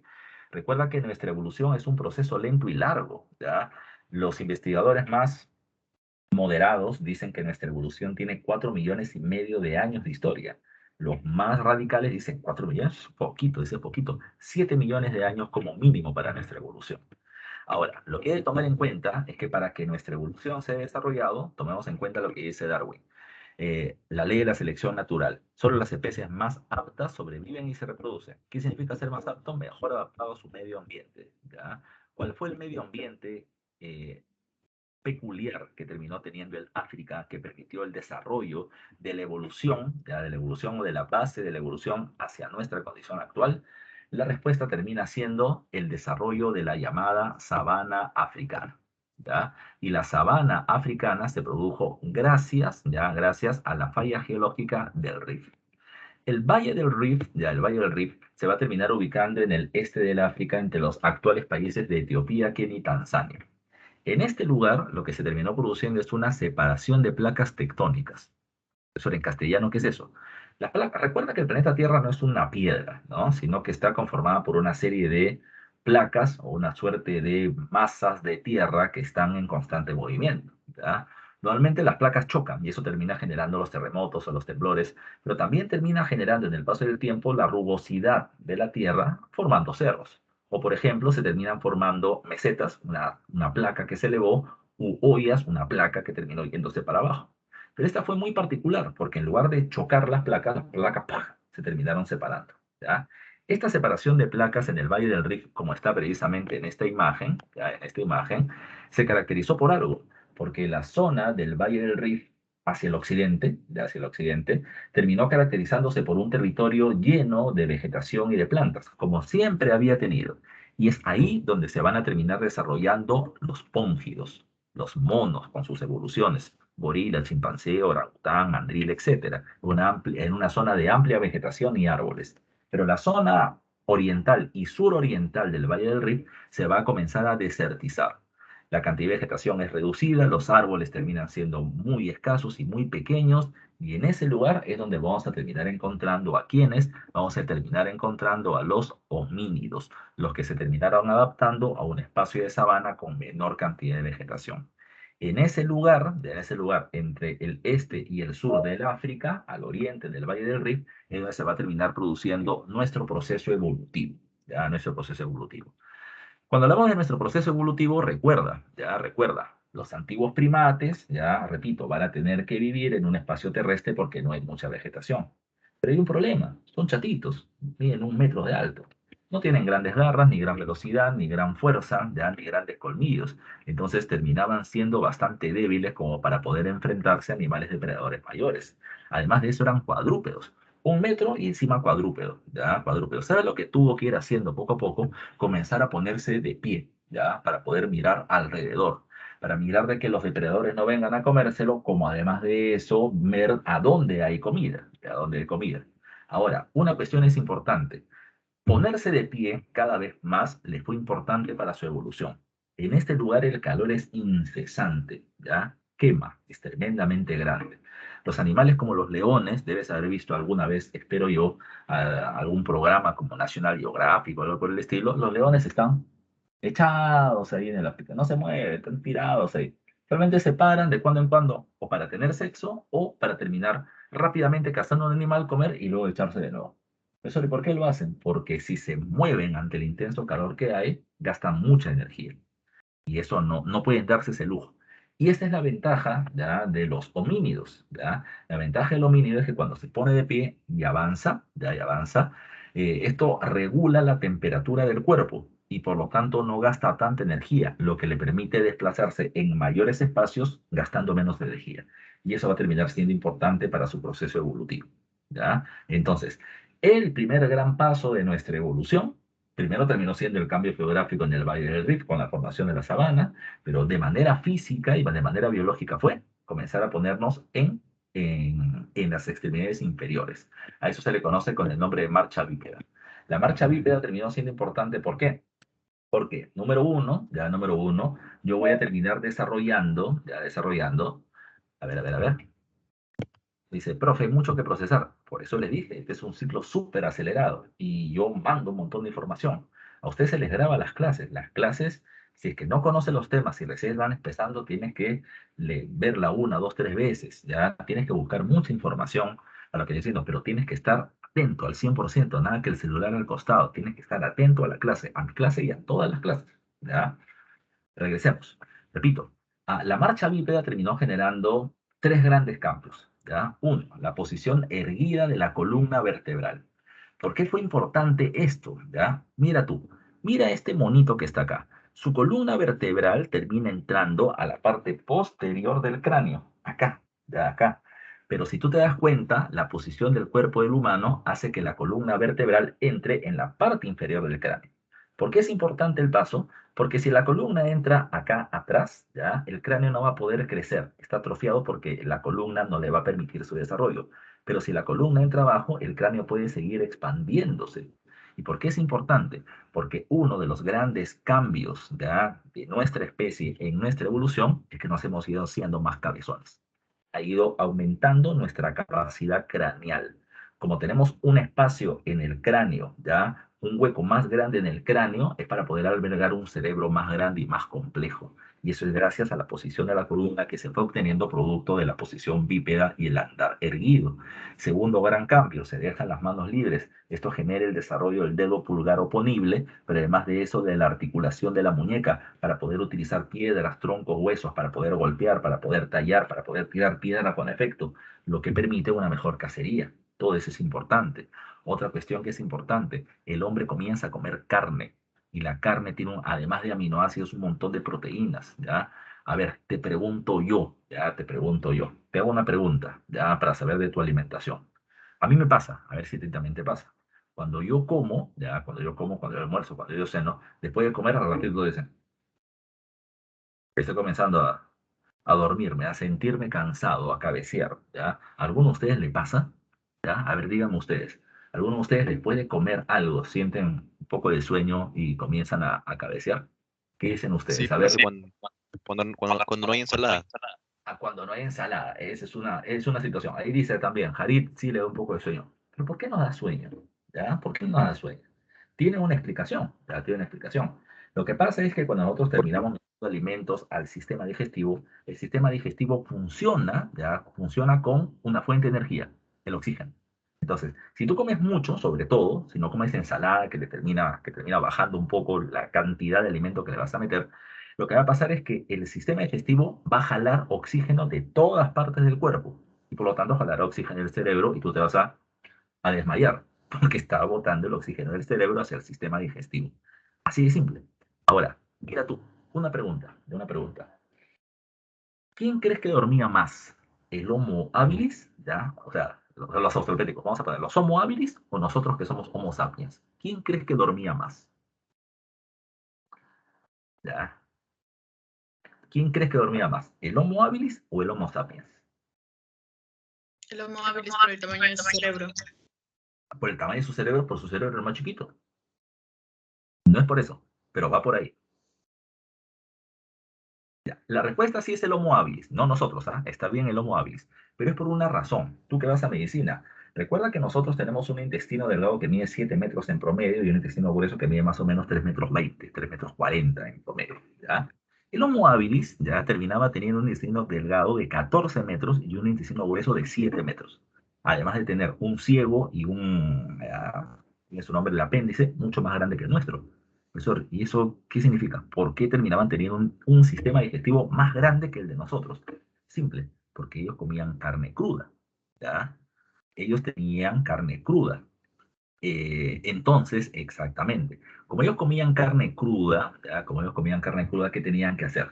En el momento que yo meto la carne cruda, esta carne contiene microbios y bacterias. Entonces, su sistema digestivo tenía que matar microbios, matar bacterias, terminar absorbiendo nutrientes, terminar generando excretas y botarlo.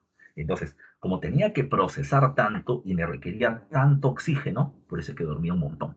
¿Ya? Por eso es que dormía un montón, porque demoraba mucho en digerir y la cantidad de oxígeno que usa es demasiado grande, ¿ya? Ahora, eso va a terminar cambiando. ¿Sabes cuándo cambia? Cuando el hombre comienza a utilizar el fuego, ¿ya? Eso termina siendo un paso importantísimo en nuestra historia. Cuando el hombre comienza a meter la carne al fuego, ¿qué está haciendo? Digestión externa. Está matando microbios y bacterias en el fuego, en el fuego. Y cuando lo mete al cuerpo, entonces el sistema digestivo va a terminar agilizando la chamba. Y como agiliza el trabajo, ya no requiere tanto oxígeno. Menos oxígeno acá en el sistema digestivo implica más oxígeno en el desarrollo muscular, más oxígeno en el cerebro, mayor cantidad de sinapsis o uniones neuronales y complejización mayor del cerebro, como el área de Broca y el área de Wernicke, el desarrollo del lenguaje. Y el desarrollo del lenguaje es importantísimo porque yo le voy a poder decir a otros humanos qué cosa. Vamos a cazar a ese venado, tú por la izquierda, tú por la derecha, yo por el frente, lo terminamos atacando de esta manera. El lenguaje va a terminar siendo fundamental, ya fundamental para el desarrollo, ya para el desarrollo de nuestra especie, porque va a terminar permitiendo transmitir información, transmitir experiencia, y todo eso es parte de nuestro proceso evolutivo. Pero, sin duda, el primer gran paso de este cambio, o sea, en el momento en que ya podemos decir que somos humanos, termina siendo en el momento en que comenzamos a producir herramientas, ¿ya? Herramientas. No te olvides tú. Hace un rato les terminaba mencionando lo siguiente. Recuerda que nuestra evolución parte de un tronco. Ese tronco termina siendo ¿cuál? Ese tronco terminan siendo los primates, ¿ya? Nuestros ancestros. Este tronco se divide en dos ramas. Los póngidos, los que viven en la zona con amplia vegetación. Monos, orangutanes, chimpancés y mandriles. No me interesa porque no son humanos. Y luego están los homínidos. Los homínidos, esta rama se caracteriza por vivir en zona de sabana. En zona de sabana. Ah, muchachos, ¿me están viendo? ¿Me están escuchando? ¿Se fue el sonido? ¿Se fue el audio? Sí, ¿O me están- profesor. Sí, profe. Ya, Sí, profe. acá. Entonces te decía, esta rama de los homínidos tiene dos pequeñas ramas más. La de los Australopithecus. Los Australopithecus se caracterizan por desarrollar la bipedestación, sobre todo los Australopithecus afarensis como Lucy, ya como la niña de Celan, ya como la abuela de Tolly. Son muestras de haber logrado los Australopithecus andar en sus extremidades inferiores. Pero los humanos, los homos, se caracterizan por otra cosa. Los homos se caracterizan por producir herramientas. Del género Homo aparecen varias especies: habilis, erectus, neandertal y sapiens. Recuerda, no es que muere el Homo habilis y nace el Homo erectus, no es que muere el erectus y nace el neandertal, no es que muere el neandertal y nace el sapiens. Recuerda que la evolución no es lineal. Recuerda que la evolución termina siendo una serie de ramificaciones. Algunas especies terminan generando cambios físicos y mutaciones importantes para un determinado periodo, pero se truncó y no siguieron evolucionando, ¿ya? Otros simplemente fueron desapareciendo o terminan siendo conectores para otra nueva especie. La evolución termina siendo bastante compleja, más compleja de lo que se cree. Te repito, no es lineal, no muere uno y nace el otro, por si acaso. Ahora, desde el momento que nacen los seres humanos productores de herramientas, con el Homo habilis comienza la historia. Y la historia, como te dije, tiene una primera etapa que vamos a ver hoy, que es la prehistoria, desde la producción de herramientas hasta la invención de la escritura. Este periodo llamado prehistoria viene teniendo dos etapas, ¿ya? La edad de piedra y la edad de los metales, tomando en cuenta la materia prima que se usa para la producción de herramientas. La edad de piedra, ya la edad de piedra a su vez se va a terminar dividiendo en tres momentos: paleolítico, mesolítico y neolítico, y la edad de los metales entre edad de cobre, bronce y hierro, ¿ya? E iremos viendo precisamente este proceso. Cuando hablamos de la edad de piedra, recuerden ustedes, muchachos, la primera etapa es el paleolítico, y el paleolítico termina siendo la primera y más larga etapa de la historia de la humanidad, ¿ya? Darwin, ¿qué cosa decía? Ya Darwin decía en su ley de la selección natural: solo las especies más aptas sobreviven y se reproducen. ¿Qué significa ser más apto? Mejor adaptado a su medio ambiente. ¿En qué medio ambiente es que se viene desarrollando el paleolítico? Se viene desarrollando durante la edad del hielo, ¿ya? La era del hielo de las grandes glaciaciones, el Pleistoceno. Cuando hablamos del Pleistoceno, muchachos y muchachas, recuerda, no es que el planeta Tierra sea un cubito de hielo, ¿ya? Hay más hielo donde normalmente lo hay. Si hay hielo en los polos, había más hielo en los polos y avanzando hacia los trópicos, ¿ya? De norte a sur. Pero también recuerda que había hielo en la parte alta de los cerros o en las cordilleras, y esto terminaba bajando hasta las partes inferiores de las mismas. Recuerda, por tanto, de que al haber tanto frío, el agua en estado líquido se terminó reduciendo, ¿ya? Es un caso a tomar en cuenta.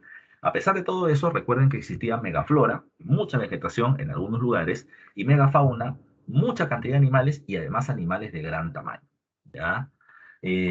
Toma en cuenta que en ese periodo nacen los seres humanos y evolucionan. En el Paleolítico es donde pasamos de habilis erectus, de erectus a neandertal, de neandertal a sapiens. Pero también recuerden ustedes otra cosa: los grupos humanos de la época terminan siendo numéricamente reducidos. Las bandas originalmente terminan siendo grupos de 6 personas y en el paso del tiempo van a ir creciendo hasta llegar a un máximo de 30. ¿Por qué son tan poquitos al principio? Porque recuerden que las herramientas utilizadas por el Homo habilis, por ejemplo, terminan siendo muy básicas. Si bien el Homo habilis es el primero en producir herramientas líticas, como dice acá, inició la producción de herramientas hechas de piedra. Recuerda que sus herramientas, ¿qué cosa eran? Eran una piedra con un poco de filo en sus caras. La pebble culture, la industria de los guijarros, ¿ya? ¿Esta piedra para qué le servía? Para golpear, para raspar o para terminar sacando la carne pegada a los huesos de los animales muertos que encontraba. Porque él no es un gran cazador, es un carroñero. Como poco alimento conseguía, entonces podía alimentar solo a un pequeño grupo de gente. Por eso es que la banda era tan reducida. Cuando las herramientas fueron mejorando a hachas de mano del Homo erectus, a lanzas del Neandertal o arcos y flechas del Sapiens, la cosa cambió. La cacería era mucho mejor y por lo tanto podía alimentarse a más gente y la banda iba creciendo. Siempre fue un grupo reducido. Estos grupos o estas bandas de la época del Paleolítico se caracterizaban por ser nómadas, no tienen un lugar fijo de residencia, van a terminar mudándose permanentemente de un lugar a otro. Cuando digo permanentemente no se cambian o no se mudan todos los días, se cambian con el paso de de las estaciones. Cada 3 a 6 meses aproximadamente se terminaban mudando. Supongamos que estamos en el Perú de hace 100.000 años, ¿ya? Y yo quisiera, estoy en Lima. ¿Cuál sería el mejor lugar para vivir? Cerca al río. Imaginemos que no estaba contaminado, ¿no? Entonces, cerca al río es importante, ¿por qué? Porque en estos meses de diciembre, enero, febrero, que estamos en verano, sube el caudal, hay más agua en el río, ¿ya? Por lo tanto, tengo agua para beber, peces para pescar, vegetación que crece en el valle y puedo recolectar frutos y raíces, o también puedo terminar cazando animales que vienen a comer. Pero cuando la estación cambia al invierno, ya la cantidad de agua cae y por lo tanto la vegetación y los animales se reducen y los animales se retiran. Cuando los animales se van, ¿qué hacen los hombres? Se van detrás de ellos. Me voy detrás de la comida para poder alimentarme. Eso es lo que vamos a terminar encontrando durante este periodo. Ya, durante ese periodo, no te olvides tú. Ya no te olvides tú. Entonces, cuando hablamos de que el nomadismo es estacional, es porque se cambian con el cambio de las estaciones cada 3 a 6 meses aproximadamente. Otro dato a tomar en consideración. Recuerda que los humanos de esa época tienen una economía depredadora. El hombre no produce alimentos, ¿ya? El hombre toma de la naturaleza lo que necesita para poder vivir a través de 3 actividades: caza, recolección y pesca. Los hombres tienen una economía de subsistencia. Yo cazo hoy, consigo carne hoy y mañana ya veré. Mañana ya veo cómo hago para sobrevivir. Ellos están viviendo en el día a día, no están acumulando riqueza, no tienen su cuenta en el banco, ya no están pensando en comprarse un departamento en Surco, ¿ya? Así de simple, ¿ya? Ahora, ¿qué más? Recuerden que este paleolítico se subdivide en 3 momentos: inferior, medio y superior. La primera etapa es el paleolítico inferior, donde encontramos a los Homo habilis, los primeros productores de herramientas y que solo habitaron el África, y luego encontramos una especie mejor adaptada que es el Homo erectus. 3 características del Homo erectus: posición erguida de la columna vertebral, ¿ya? Uso del fuego. Ellos no producen fuego. El fuego puede haber surgido porque un rayo terminó cayendo sobre un árbol, como un pino, por ejemplo, como los arbolitos de Navidad, y este pino se incendiaba y se incendiaba y se incendiaba y se incendiaba y no se apagaba. No faltó por ahí algún sapo, como lo que tú puedes ver en la imagen, que agarrese con un tronco y comienza a meter ahí el tronquito ahí y ahora tiene fuego móvil y ese fuego móvil termina siendo una antorcha. Ellos recuerden que ante el intenso frío del Pleistoceno, ¿dónde buscaban vivir? Buscaban vivir en las cuevas, donde hay más calorcito en las noches, sobre todo. Ahora me voy con mi fuego a la cueva y evito que se apague. Alimento el fuego con tronquitos, con ramas, con hojas, con lo que sea, para que no se apague más. Este fuego es importante por 3 elementos. Da calor, da luminosidad a la cueva y tercero, puedo terminar cociendo los alimentos, ponerlos al fuego. Como ya te dije, esto va a terminar ayudando a la reducción del tamaño del sistema digestivo, a una más rápida absorción de alimentos y a un mayor desarrollo del cerebro. ¿Ya? Se activan áreas del cerebro como el área de Broca, Wernicke y demás, pero de manera progresiva, no de la noche a la mañana. La tercera característica del Erectus es que ya no va a estar solamente en el África. Parece que un incremento de la población y una mayor desertización del este del África hizo que ellos migren, unos a Asia, el hombre de Java o el Pithecanthropus erectus en Indonesia, el hombre de Pekín en China y el hombre de Heidelberg en Alemania, son muestras de que terminaron llegando a otras partes del mundo. Pero así como encontramos al erectus, encontramos al neanderthalensis, especie predominante, ya predominante del Paleolítico Medio. ¿Por qué digo predominante? Porque ellos van a convivir con los erectus y hasta con los habilis. Los terminaron siendo la especie mejor adaptada a ese nuevo medio ambiente, donde el clima del Pleistoceno, el frío del Pleistoceno fue más duro. En este momento, los neandertales se caracterizaron por algo. Los neandertales terminaban teniendo 1,65 m de altura y pesaban 85 kilos. Profe, gordos. No, no, no, no, no. Su densidad ósea era mayor que la nuestra. El peso de sus huesos era mayor que el nuestro. Pero además de eso, ellos terminaban cazando mucho porque requerían mucha carne para poder mantener la masa muscular que tenían, que era muy grande, y además de eso la grasa que el cuerpo necesitaba para poder resistir el intenso frío. Ellos mataban animales y las pieles se las ponían encima y se las amarraban al cuerpo como si fuera ropa, ¿ya? es una característica de ellos. Pero lo más importante de los Neandertal son las dos cosas que están ahí. Desarrollar el aparato fonador y el área de Broca-Wernicke que les permite comunicarse. El lenguaje doblemente articulado. Aparato fonador y desarrollo precisamente del área cerebral mismo, permitiendo comunicarse. Pero además de eso están las creencias mágico-religiosas. Los seres humanos del Paleolítico Medio creían que había una vida tras la muerte. Cuando una persona fallecía, en lugar de dejar su cuerpo botado para que otro animal se lo coma, ya sobreviva y luego me lo coma yo ese animal, ya toma en cuenta que ahora el cuerpo lo enterraban. Literalmente hacían un hueco en la tierra, ponían su cuerpo en ella, lo cubrían con piedras. ¿Por qué? Porque creían que las almas, ya las almas o el espíritu de estas personas sobrevivía si es que el cuerpo era protegido. Por eso es que los terminaban enterrando. Era una creencia religiosa, vida tras la muerte. Pero, ¿por qué se habla de creencia mágica religiosa? Lo que pasa es que los entierros de la época no son casuales. No es que la gente abra un cuerpo y ¡fua! Termine botando el cuerpo como caiga. No. Como le estás intentando ver en esta reconstrucción de la imagen, el cuerpo de las personas termina siendo enterrado con mucho detenimiento, su pierna, sus rodillas puestas cerca al torso, como si fuera una posición fetal, sus ojos o su cabeza mirando siempre hacia el oriente, por donde nace el sol que todos los días vence a la oscuridad y a la muerte para volver a nacer nuevamente. Y esa es la creencia mágica. Se cree que si se sigue una serie de pasos rituales, se va a terminar logrando que esa persona que ha muerto se siga comunicando con nosotros, por lo menos a través de los sueños. ¿Ya? En realidad lo que pasa es que se ha terminado activando el área de los sueños. Como se activó el área de los sueños, entonces van a comenzar a darle una respuesta, ya una respuesta entre comillas, racional, a estos sueños que vienen teniendo. Nunca han soñado, ahora sueñan con muertos. Ah, es porque ese pata no muerto, está vivo. Su alma se comunica con nosotros. Debes haber escuchado eso alguna vez. Algunos de ustedes seguramente han soñado con algún familiar muerto. Seguramente cuando has estado pequeño te ha sucedido esto. Y al preguntarle a tu mamá o a tu papá, ya, ¿por qué he soñado con mi familiar muerto? Ya, tu mamá o tu papá o tu abuelito te pueden haber respondido, es porque te está cuidando, es porque algo te quiere decir, es porque algo te quiere comunicar, etcétera, ¿ya? Ese tipo de respuestas actuales, imagínate que se terminaban dando también hace mucho tiempo atrás. En el Paleolítico Superior la cosa cambia, el clima pleistocénico entra en crisis, ¿ya?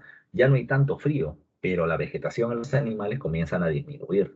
Por lo tanto, los neandertales se fregaron porque los neandertales necesitan mucha carne para poder sobrevivir. Los sapiens no, ¿ya? Los sapiens no. Los sapiens, como nosotros, se caracterizan por algo. Tienen una mayor estatura, promedio 1,80 m, ¿ya? Y además de eso vienen teniendo un cuerpo más esbelto. Son más flacos. No necesitan comer tanto, y esa es su ventaja. Como el neandertal necesita comer tanto en un periodo donde no hay tanta comida, eso va a terminar siendo uno de los motivos para su extinción. Mientras que los sapiens son más grandes, tienen menos necesidad de comida y eso va a terminar siendo importante para su supervivencia. En el caso del Paleolítico Superior y el Homo sapiens, que es la especie predominante, recuerden, como dice ahí, ellos van a terminar poblando todo el mundo, llegan a Australia, en Oceanía y llegan al continente americano. Pero lo más importante del punto de vista físico, por ejemplo, es el desarrollo del lóbulo frontal del cerebro, que le permite la capacidad de asociación y la capacidad de abstracción y el desarrollo artístico. ¿Tá? Dentro de ese desarrollo artístico que vamos a terminar encontrando el desarrollo del llamado arte rupestre. El arte rupestre, muchachos y muchachas, se va a terminar expresando a través del llamado arte parietal, que es los dibujos en las paredes de las cuevas, como las cuevas de Altamira y del Castillo en España y la cueva de las Caux o las Cox en Francia. En las cuevas de Altamira, sobre todo, vas a terminar encontrando imagen de sus tótems, de sus animales que ellos consideran como divinos, ¿ya? Los tótems, animales protectores de la banda, como el bisonte, por ejemplo, que es un toro grande y peludo que ellos representan mucho en sus imágenes, ¿ya? O sea, se observa imágenes de cacería. Esto termina siendo motivo de muchas interpretaciones. Algunos autores consideran que las escenas de cacería fueron hechos que sucedieron y por lo tanto lo que están haciendo ellos es una pintura de carácter didáctica. Es decir, yo estoy enseñándole a la gente cómo es que se debe cazar, qué hicimos para matar a este animal y cómo es que debemos seguir haciéndolo nosotros. Mientras que otros investigadores, y eso se pregunta examen de admisión de la universidad, consideran que estas pinturas terminan teniendo un fin propiciatorio. ¿Cómo es eso un fin propiciatorio? No es que se haya realizado la cacería como yo le estoy dibujando en la pared, sino que yo pongo esta imagen de la cacería porque le estoy pidiendo a las fuerzas de la naturaleza que por favor me permitan cazar como acá lo estoy poniendo. Porque como los alimentos son cada vez menos abundantes, yo quiero abundancia en la cacería, así que fuerza de la naturaleza, Pachamama, Padre Sol, por favor, ayúdenme a tener cacería. Eso es lo que ellos están haciendo, una pintura propiciatoria. El otro aspecto a tomar en cuenta ya es el arte mobiliar. Se le llama mobiliar porque se puede mover de un lugar a otro, y estas son las pequeñas esculturas, como las Venus paleolíticas. Las Venus paleolíticas se han encontrado en diversos pueblos, entre ellas se encuentra la Venus de Willendorf en Austria. Estas Venus son esculturas femeninas que terminan teniendo 4 elementos siempre presentes: senos grandes, abdomen inflamado, caderas anchas, vulva vaginal hinchada. ¿Qué representa esto? Abdomen inflamado, está embarazada, ¿ya? Cadera ancha, esta mujer ya ha dado a luz antes, se le separa la cadera en el momento que van a terminar dando a luz, ¿ya? Los senos grandes implica que está dando de lactar, o sea, tiene un niño por venir, ¿ya? Y tiene otro niño pequeño seguramente al que le está dando de lactar. Lo que se está mostrando termina siendo la capacidad femenina, ¿ya? De la reproducción y de la producción de alimentos en una época en que los alimentos terminaban siendo muy escasos porque la naturaleza no da tanta comida, no da tanta vida como antes, se le va a ver a la mujer como un elemento de fertilidad, como una divinidad, una diosa como lo que es. Pero así como está el Paleolítico Superior, encontramos al caso del Mesolítico. El Mesolítico es una segunda etapa. Meso significa medio o entre. Es la etapa intermedia entre el Paleolítico y el Neolítico, considerada como una época de tránsito. Primero de tránsito climático. Dejamos el Pleistoceno y pasamos al Holoceno. El Holoceno termina siendo el desarrollo del calentamiento natural de la Tierra, ¿ya? Y en la época inicial, en la época del Mesolítico, lo que vamos a encontrar es un clima más caluroso encima incluso que el actual. Se le llama Optimum Climaticus, ¿ya?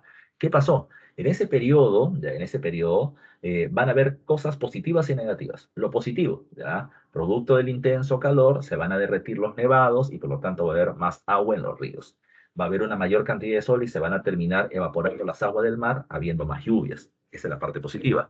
¿Cuál es la parte negativa? La gente ya no puede vivir en cuevas. Hace mucho calor, ya hace mucho calor. Así que por lo tanto no pueden vivir ahí porque la cueva es pura roca. Y si afuera hay sol, es una pachamanca. Tienen que salir de ahí. Y van a formar viviendas al aire libre llamadas aldeas. Pero también la parte negativa es que por el intenso calor hay lugares que se van a terminar secando, se van a desertizar. Recuerda que los hombres del Paleolítico eran nómadas. Yo vivo acá en una estación y luego yo camino 5 días hacia el noreste y sé que voy a terminar encontrando alimentos en este lugar. Pero ahora ya no. Ahora yo camino los mismos 5 días al noreste en el cambio de la estación y no hay nada. Uy, me habré equivocado, pues ahora cambiaré, ya no 5 días, seguramente tengo que caminar 1 o 2 días más, me he equivocado, no encuentro nada. ¿Por qué? Porque este lugar, este lago, este río al que yo antes terminaba encontrando, se secó. Se secó, simplemente se secó. Así que, ¿qué voy a hacer? Pucha, si no hay elementos donde yo conocía, porque el clima está cambiando, entonces mejor me regreso al lugar donde originalmente estaba. Habrá menos agua, pero hay. Así que, por lo tanto, me tendré que quedar a vivir acá. Los grupos humanos ya no van a ser nómadas como antes con el cambio de las estaciones. Ahora van a ser semi, medio o casi seminómadas o semisedentarios. Viven más tiempo en un solo lugar. Ya no 6 meses, vivirán en un solo lugar 1 año, 2 años, 3 años, 10 años, 50, 70 o para siempre. La pregunta es ¿por qué? Porque, repito, por la desertización no es seguro irme a otros lugares. Donde me quede, ahí tendré que conseguir alimentos. Ya no hay megafauna, ni animales de gran tamaño, ni gran cantidad de animales. De manera que el hombre tendrá que hacer una cacería selectiva. Tendré que capturar a los animales, comerme algunos, lo que sea necesario, y a otros guardarlos. ¿A quién me como? Me como los más flaquitos y guardo a los más gorditos, ¿ya? ¿Para qué? Para si no encuentro animales a futuro que cazar, a estos me los comeré. Comienza la domesticación. En el momento de domesticarlos comienzan a ver el ciclo de vida de los animales, cuando una hembra está en celo, cuánto tiempo termina durando la gestación, cuál de los machos termina siendo un padrillo para terminar generando más hijos entre las hembras. Todo eso el hombre va a ir dándose cuenta y producto del conocimiento va a ir generando otra cosa. El hombre dice, ¿para qué matar animales? Mejor promuevo que se reproduzcan porque son mi comida para el futuro. Y voy a agarrar a los mejores especímenes para que me terminen dando mejores crías. Y esto es lo que genera el desarrollo de la domesticación de animales o pastoreo. Lo mismo va a pasar con el caso de la recolección. Los seres humanos siguen recolectando frutos y vegetales, pero van a hacer ahora una recolección selectiva. Las mejores frutas se van a dar cuenta de ellos de algo. Cuando cae una fruta al suelo y viene la lluvia, un nuevo arbolito. Entonces ellos van a intentar reproducir esto, ¿ya? Con ensayo y error. ¿ya? Porque no todas las frutas van a terminar creciendo en todas partes. Pongo una manzana en un cerro, viene la lluvia, no crece un árbol de manzanas. La raíz no se va a terminar metiendo en el suelo rocoso del cerro porque no se lo permite. No lo puedo poner en la playa frente al mar porque la sal no permite que las plantas crezcan. Es por ensayo y error, en algunas áreas se van a dando cuenta en dónde se puede cultivar y en dónde no, en qué época del año hay una buena cosecha de un determinado fruto y en qué otra época no. Todo eso lo van a ir comprendiendo producto de ensayo y error. Y esto es la llamada domesticación de plantas o también llamado horticultura. ¿Qué cosa es horticultura? Horticultura viene de huerto. Ellos no cultivan grandes espacios, sino pequeños espacios llamados huertos, espacios reducidos. ¿Ya? Recuerden ustedes, ¿de dónde viene la palabra domesticación de planta y de animal? Domesticar significa o viene de domar. Recuerden que plantas y animales crecían libres en la naturaleza, en estado salvaje, pero el hombre, ¿qué es lo que ha hecho? Los ha terminado controlando, los ha terminado cultivando cerca a su casa o domicilio. Ahí viene la palabra doméstico o domesticación. Cuando yo crío a los animales, le doy mejor alimento, mejor trato, un poco más de sombra, etcétera. Eso hace de que crezcan mucho mejor. Igual con las plantas. Le pongo abono, le doy más agüita, le pongo una sombra. Esa planta va a crecer más grande y su fruto con una mayor cantidad de líquido, de carne. Eso es parte precisamente de este proceso. Acá me están diciendo por interno, me dice, profe, ¿cuál es la diferencia entre banda, tribu y clan? Son una acumulación. El conjunto de bandas forma un clan, ya forma un clan. Y esto nace en el Mesolítico. ¿Por qué? Porque la gente está buscando un lugar adecuado, con condiciones climáticas adecuadas para poder vivir. Banda A y banda B encontraron un valle, un río que tiene agua todo el año y dicen, pues acá me voy a quedar. Entonces tengo dos opciones, o nos matamos entre nosotros o nos unimos. Y nos unimos por algún factor, factor sanguíneo, factor matrimonial. Casamos a la hija del líder A con el hijo del líder B y ya terminamos siendo familia porque se han casado. O por una cuestión religiosa. Este pueblo cree que su tótem, su animal sagrado protector, es el toro. Yo también. Ah, entonces somos hijos del toro.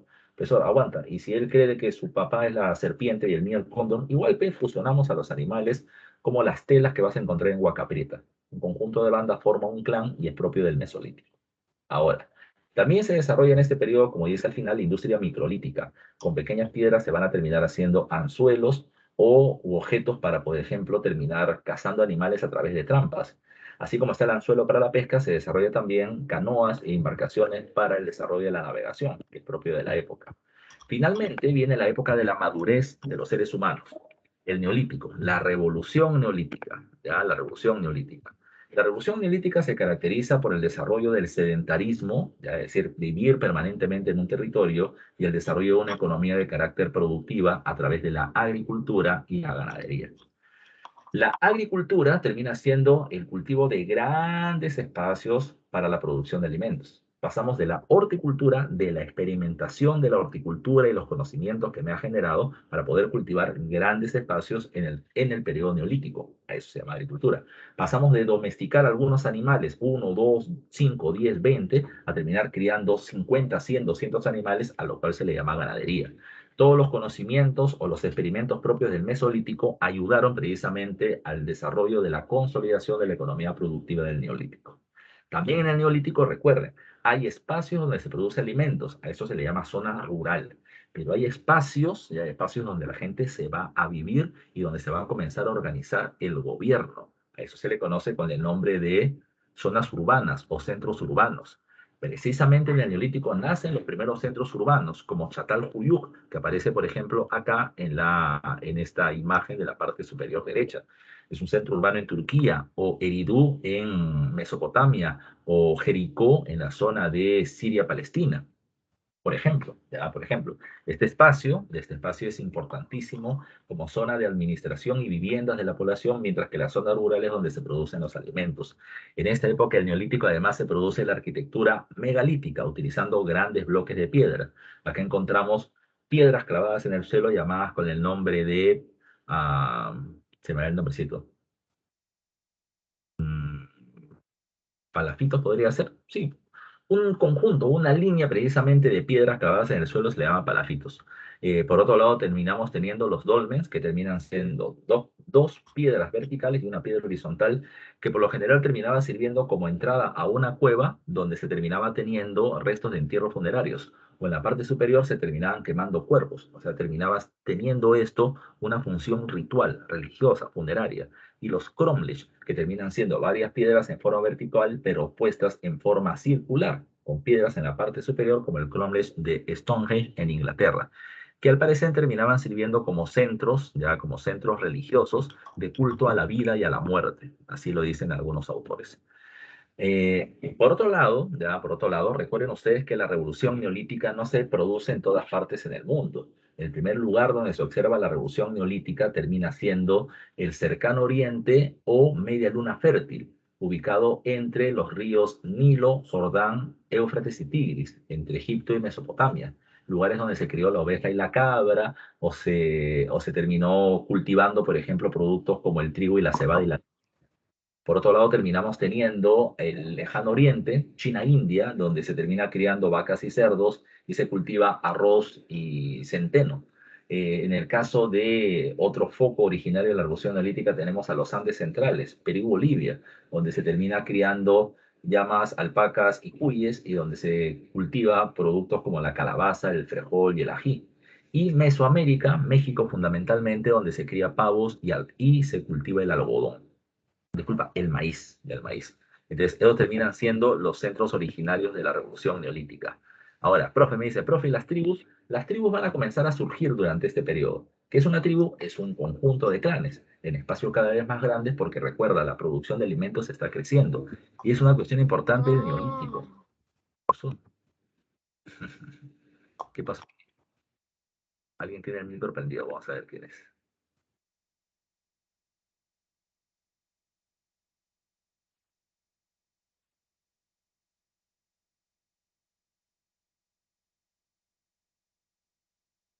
Sigamos trabajando.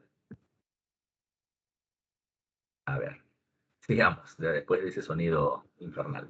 A ver, recuerden ustedes ya que después de la edad de piedra viene la edad de los metales. La edad de los metales se le llama así por la materia prima que se utiliza para la producción de herramientas. Y cuando hablamos de la edad de los metales, recuerden que hay tres momentos: cobre, bronce y hierro. Como dice ahí de la diapositiva, la edad de cobre en realidad termina siendo una época de tránsito. En la edad de cobre, las herramientas que se usan para poder cultivar, como para poder hacer una hoz, para poder cortar la mala hierba, sigue siendo hecha de piedra. El cobre es un metal abundante en la naturaleza. Se le termina metiendo en hornos a más de 200 grados centígrados, se pasa a estado líquido y luego se va a terminar transformando en objetos. Pero no servía para poder utilizar herramientas o armas porque terminaban siendo muy dúctiles, se doblaban muy rápido, se quebraban rápidamente. Servía para poder hacer vasos en forma de campana o vasos campaniformes, y para poder hacer joyas, ¿ya? Como lo que se puede terminar viendo en este entierro, Gracias al uso del cobre, se puede terminar utilizando joyas como, por ejemplo, collares, pectorales, coronas, y se puede terminar viendo en los entierros funerarios una jerarquización social entre los que usan y los que no usan joyas. Pero habría que tomar en cuenta que esto no era utilizado para hacer herramientas. La cosa cambia en la edad de bronce. El bronce es una aleación. 90% de cobre más 10% de estaño le da vida al bronce, un metal mucho más rígido que sirve para poder hacer herramientas agrícolas y armas, ¿ya? En la edad del bronce nacen las civilizaciones, y para que un pueblo sea llamado civilización requiere tres características. Revolución urbana. Las ciudades o los centros urbanos que ya han nacido en el Neolítico ahora se multiplican. Por ejemplo, en el sur de Mesopotamia van a terminar existiendo muchísimas ciudades. Ur, Uruk, Lagash, Kish, Nippur, Akkad, entre otras más. ¿Ya? Hay muchas ciudades, muchos centros urbanos o administrativos en un mismo territorio. Lo segundo es que cada uno de ellos viene teniendo sus propios gobernantes, ¿ya? Su propio sistema de gobierno. Y el tipo de gobierno que tienen termina siendo el llamado Estado de carácter teocrático. ¿Qué es un Estado teocrático? Es un gobierno donde quien lo dirige son los sacerdotes, justificando su poder en los supuestos dioses que le brindan información. Y la tercera característica para ser considerado una civilización entre Europa, África y Asia termina siendo el desarrollo de la escritura. Y el primer tipo de escritura que se desarrolla es la escritura ideográfica. No hay letras, ellos terminan representando símbolos que representan ideas, como la escritura cuneiforme de los sumerios, como la escritura jeroglífica de los egipcios, o los huesos oraculares de los chinos, ¿ya? Por poner algunos ejemplitos. Finalmente está la edad del hierro. En la edad del hierro, encontramos que este sí es un metal existente, pero necesita hornos muy grandes, de 800 grados centígrados, y los primeros que lo hicieron fueron los hititas, desarrollando armas, escudos, espadas, lanzas mucho más fuertes, y sobre todo carros de guerra, carrozas con ruedas radiales, revestidas con hierro y jaladas por caballos que terminaban permitiendo convertir esto en un tanque de la época. Uno o dos jinetes terminaban manteniendo los caballos estables y lo demás con flechas, con lanzas, con escudos terminaban protegiendo este ataque. Acá se van a formar los grandes imperios. Ya habían imperios, reinos que se expandían y sometían a otros pueblos en la Edad de Bronce, como los acadios o como los babilonios. Pero en esta época los imperios o los reinos expansivos salen de sus regiones. Los hititas salen de Turquía e invaden Mesopotamia. Los egipcios en el Imperio Nuevo llegan al territorio asiático. Los asirios desde Mesopotamia toman Irán, Irak, todo el cercano Oriente, Egipto y hasta Grecia, Turquía. ¿Ya? Todo esto es parte de la expansión de los grandes imperios. Estos imperios gigantescos terminaban utilizando moneda para el intercambio, ya no trueque de un producto por otro, porque los reinos eran grandes y organizados. Y además de eso tienen un tipo de escritura nueva que es la escritura fonética, utilizando símbolos o letras, fonos. ¿Ya? Eso es una novedad. Profesor, disculpe, Dime. ¿podría volver a la diapositiva de la edad de bronce, por favor? Un ratito para tomar la foto. Ya. ¿Me has dado mal foto a mí o A la diapositiva. Ya, Vamos. gracias. En Mesopotamia, recuerden ustedes, muchachos y muchachas, acá ya encontramos a las civilizaciones, y una de ellas es Mesopotamia. Mesopotamia no es una cultura, no es una civilización, Mesopotamia es una región. Entre ríos significa el nombre que le dieron los griegos. Entre los ríos Éufrates y Tigris, principalmente en Irak, hay una región en donde se desarrollaron diferentes civilizaciones. La primera de ellas, los sumerios, la primera civilización de la humanidad. Diversas ciudades ya con gobiernos políticamente independientes unos de otros, ciudades-estado se les termina llamando. Tienen un gobierno de carácter teocrático y vienen teniendo además de eso la escritura cuneiforme. Además los sumerios terminaron siendo grandes astrónomos, terminaban viendo el cielo para poder saber cuándo es que se iba a terminar produciendo un efecto climático. Veían las estrellas en movimiento, las constelaciones, y con eso podían hacer predicciones del tiempo. Pero recuerda que este desarrollo astronómico estaba ligado a otro elemento, las matemáticas. Ellos veían un conjunto de estrellas y las terminaban uniendo con líneas y terminaban observando ángulos. Así que sabían de geometría plana, sabían de aritmética, suma, resta, multiplicación, división, potenciación, radicación, ya lo sabían ellos. Ellos van a terminar contando no en base 10 como nosotros, sino en base 60, numeración sexagesimal que nosotros seguimos usando. Recuerden que ellos terminaban considerando de que la circunferencia medía 360 grados sexagesimales y un grado sexagesimal medía 60 minutos y un minuto 60 segundos, como nosotros medimos el tiempo, como los superiores no lo dejaron. ¿Ya? Su conocimiento de astronomía, matemática, arquitectura, con los zigurats o templos hechos de ladrillo, que servían de templos para la población y donde los sacerdotes se acercaban supuestamente a recibir información de los dioses, era parte de este complejo sistema de gobierno que ellos terminaban teniendo. Pero uno de estos pueblos, los acadios, fueron desarrollando una fuerza militar tan grande que derrotaron a los demás pueblos sumerios y los terminaron sometiendo.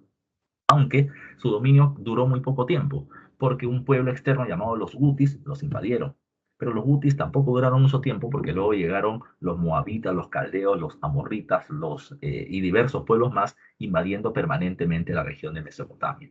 Entre el año 2150, en que se produce esta invasión, hasta 1830, si te das cuenta, por casi 300 años, hubieron invasiones tras invasiones tras invasiones, hasta que un pueblo ubicado en el Éufrates, el pueblo de Babel o Babilonia, terminó reunificando Mesopotamia bajo su mando.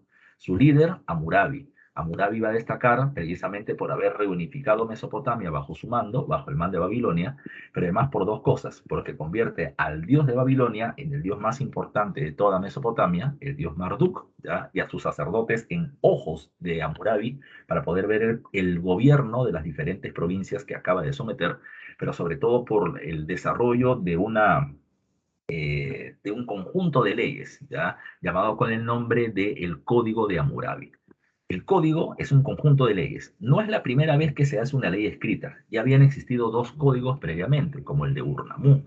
Pero el código de Hammurabi va a terminar siendo trascendente en la medida que se va a seguir usando en Mesopotamia a pesar de la... ¿cuál sería la palabra? A pesar de la muerte de Hammurabi. Estas leyes terminaban estableciendo o se sustentaban en el código o en la ley del talión, ojo por ojo y diente por diente. Si tú matas, te matarán, si tú cortas, te cortarán.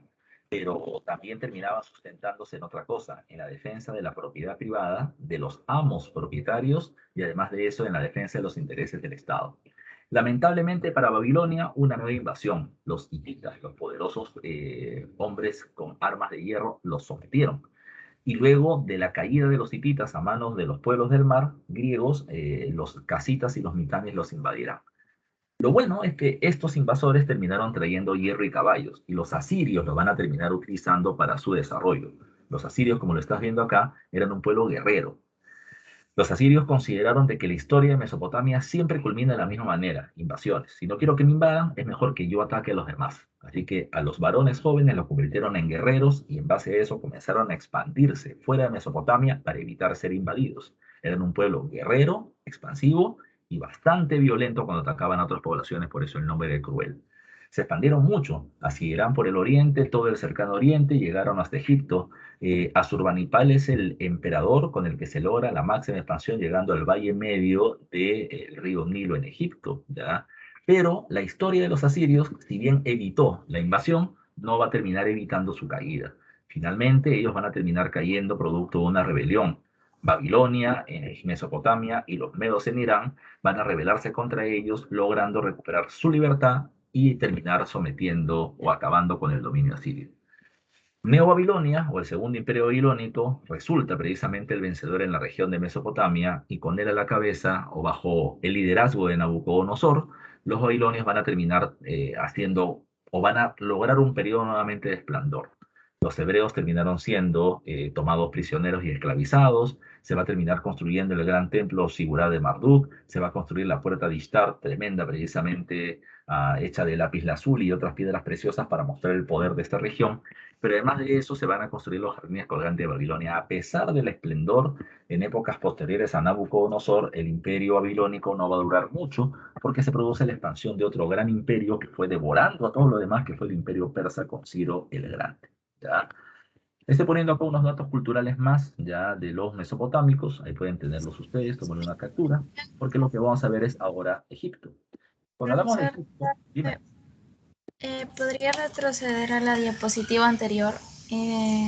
Antes de que pusiera lo de Egipto y lo de... no, la anterior.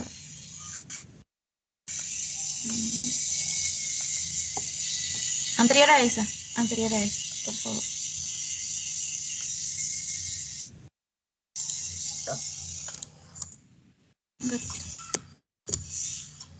Ya, gracias, profesor. Ahora, nos vamos a Egipto. Egipto se va a terminar ubicando en la zona noreste del territorio africano. Recuerda que el África es un territorio desértico, o en la zona del este del África es un territorio desértico y nada pudo haber desarrollado en esta región si no fuera por el río Nilo. Heródoto, griego padre de la historia, decía que Egipto era el don o el regalo del Nilo, ¿ya? Este río que avanzaba de sur a norte desde las montañas de Nubia hasta el mar Mediterráneo, terminaba arrastrando agua y limo, ¿ya? Una tierra de color negra que fertilizaba el suelo y que permitía la agricultura en la región. Y es la base precisamente del desarrollo, la base económica de este pueblo, el desarrollo de la agricultura gracias al Nilo. Ahora, Egipto tenía dos zonas claramente marcadas, el Alto y el Bajo Egipto. El Alto Egipto es la zona del sur, una zona montañosa con suelo rocoso muy difícil de cultivar. El Bajo Egipto es la zona del norte, territorios de una amplia llanura y muy fértil para la agricultura. Tomen en cuenta ustedes que los pueblos del Alto Egipto querían tener el control de las tierras del Bajo Egipto y eso terminó generando un conflicto, que es lo que permite la primera unificación del territorio. Desde la ciudad de Tinis en el Alto Egipto, un personaje llamado Menes Onarmer logra organizar y someter a los pueblos del norte, logrando la primera unificación histórica en el llamado periodo arcaico tinita. El problema es que Tinis se encontraba muy al sur y el dominio del norte era dificultoso. Y luego se establece como nueva capital a Memphis, y Memphis es lo que marca el inicio del llamado Imperio Antiguo. Con él, repito, con la capital en Memphis, se va a lograr el desarrollo de este imperio y el apogeo con la construcción de las grandes pirámides de Giza. Recuerda que las pirámides son las tumbas para los faraones y mostraban el poder de los faraones frente a los gobernantes locales llamados nomarcas, pero además de eso mostraba la gran capacidad administrativa del gobierno para movilizar recursos y población para estas construcciones. Lamentablemente, los nomarcas no les gustaba el gran poder que los faraones terminaban teniendo y se rebelaron contra ellos. La rebelión de los nomarcas o de los gobernantes locales contra el faraón debilitaron la unidad del Egipto del Imperio Antiguo y terminó dando paso al llamado primer periodo intermedio o debilitamiento del poder faraónico. Eso solamente duró algún tiempo. ¿Por qué? Porque después de varios conflictos, una ciudad llamada Tebas va a terminar reunificando Egipto nuevamente, dándole paso al llamado Imperio Medio, pero que duró poco tiempo porque se va a terminar produciendo dos eventos.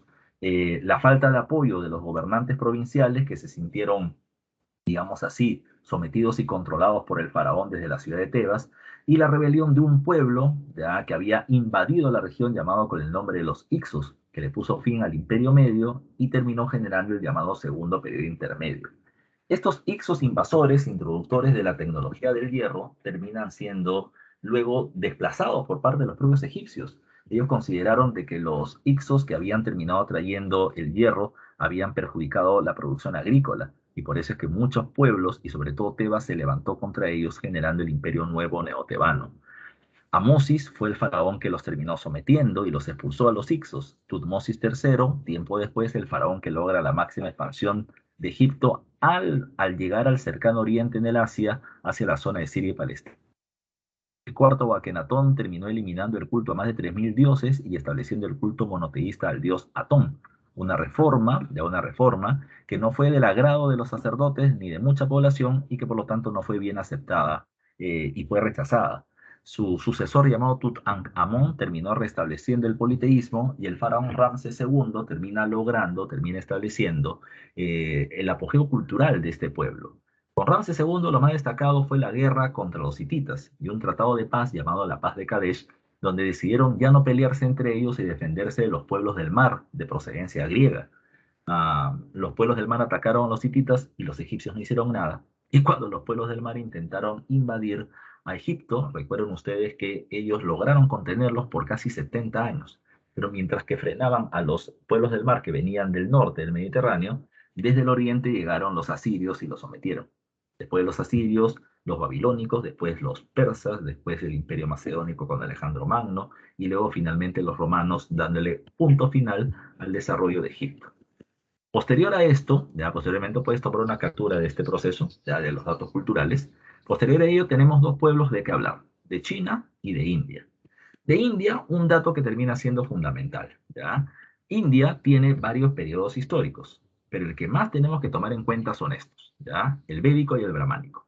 India originalmente estaba desarrollado por los pueblos llamados como los Drávidas, ¿ya? Pueblos originales del valle del río Indo, en la zona noroccidental del territorio de la India.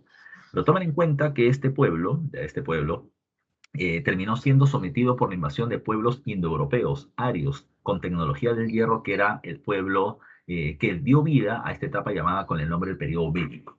¿Por qué se le llama periodo védico? Porque ellos terminaron escribiendo libros llamados para ellos como libros sagrados, llamados Vedas, en donde hablaron de la invasión y de los diversos dioses a los que ellos adoraban. Fueron muchas tribus que terminaron ocupando diferentes espacios del norte de la India. Pero entre estas hubo algo que destacó: el culto a un dios llamado Brahma. Precisamente desde este periodo hablamos del llamado periodo brahmánico. Los sacerdotes del dios Brahma se imponen como la máxima autoridad en la región de la India y terminan estableciendo una propuesta de organización social llamada como el sistema de castas. Según ellos, la estructura de la sociedad de la India va a terminar dependiendo no de cuánta plata tengas, sino va a terminar dependiendo del desarrollo o el nivel de desarrollo espiritual del grupo social al que perteneces. Según ellos, los seres humanos están divididos en grupos o castas y estos dependen de qué parte del cuerpo del dios Brahma hayan nacido. Unos nacen de la boca del dios Brahma, los brahmanes o sacerdotes, que son los de mayor jerarquía social. Otros nacen de los brazos, los kshatriyas, y son los nobles y los guerreros. Otros nacen de los muslos y terminan siendo los vaisyas, los artesanos y los comerciantes. Y otros nacen de los pies, de los llamados sudras, que son los esclavos y los sirvientes. Entre ellos se pueden conocer, pero no puede haber interrelación. El hijo de un brahman y una esclava sudra no es ni esclava como la madre, ni sacerdote como el padre. Es un dalit, es un impuro, es un descastado. No tiene ninguna condición ni derecho social dentro precisamente de las jerarquías de la India, ¿ya? No se olviden de esto. Esta jerarquización duró en la India hasta 1947, periodo de la descolonización con Gandhi, para que lo entiendas así. Y el otro punto que debemos tomar en cuenta muy rápidamente termina siendo el caso de China. China se ubica entre los ríos Huanghe y Río Amarillo, ¿ya? Con 3.000 afluentes de sus ríos que hacen muy fértil al territorio. Pero lo importante está acá, en su periodo histórico.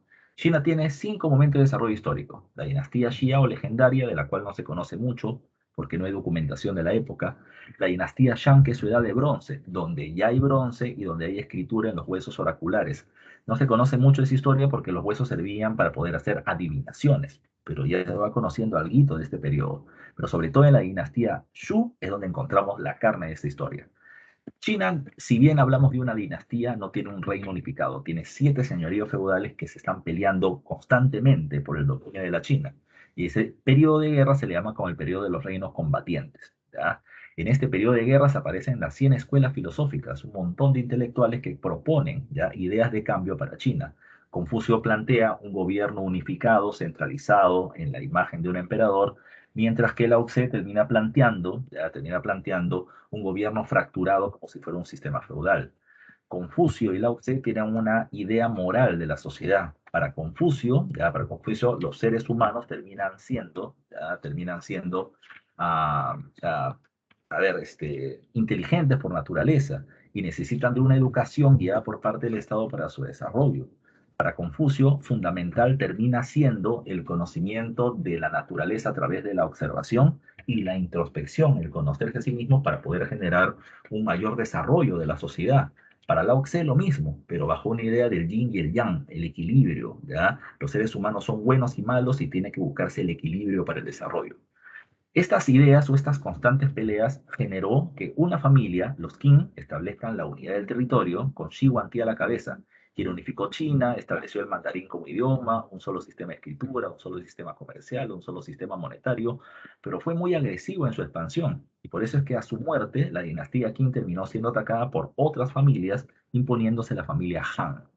Con los Han, dos cosas: las ideas de Confucio se convirtieron en religión oficial y el comercio en todo el sur del Asia se manejó por China a través del comercio de la seda. Época de expansión cultural que terminó teniendo este pueblo. Y así llegamos al final, ¿ya? De manera violenta, todos los temas que teníamos que ver. La próxima semana es igual de agresivo, tenemos que ver en la historia de Perú desde poblamiento americano hasta intermedio tardío, ¿ya? Así que hay un montón de cosas por ver. Vengan repasando y revisando para avanzar muy rápido. Nos vemos, muchachos, un gusto haberlos tenido en clase. Nos vemos la siguiente semana, ¿ya? Chao con todos, cuídense.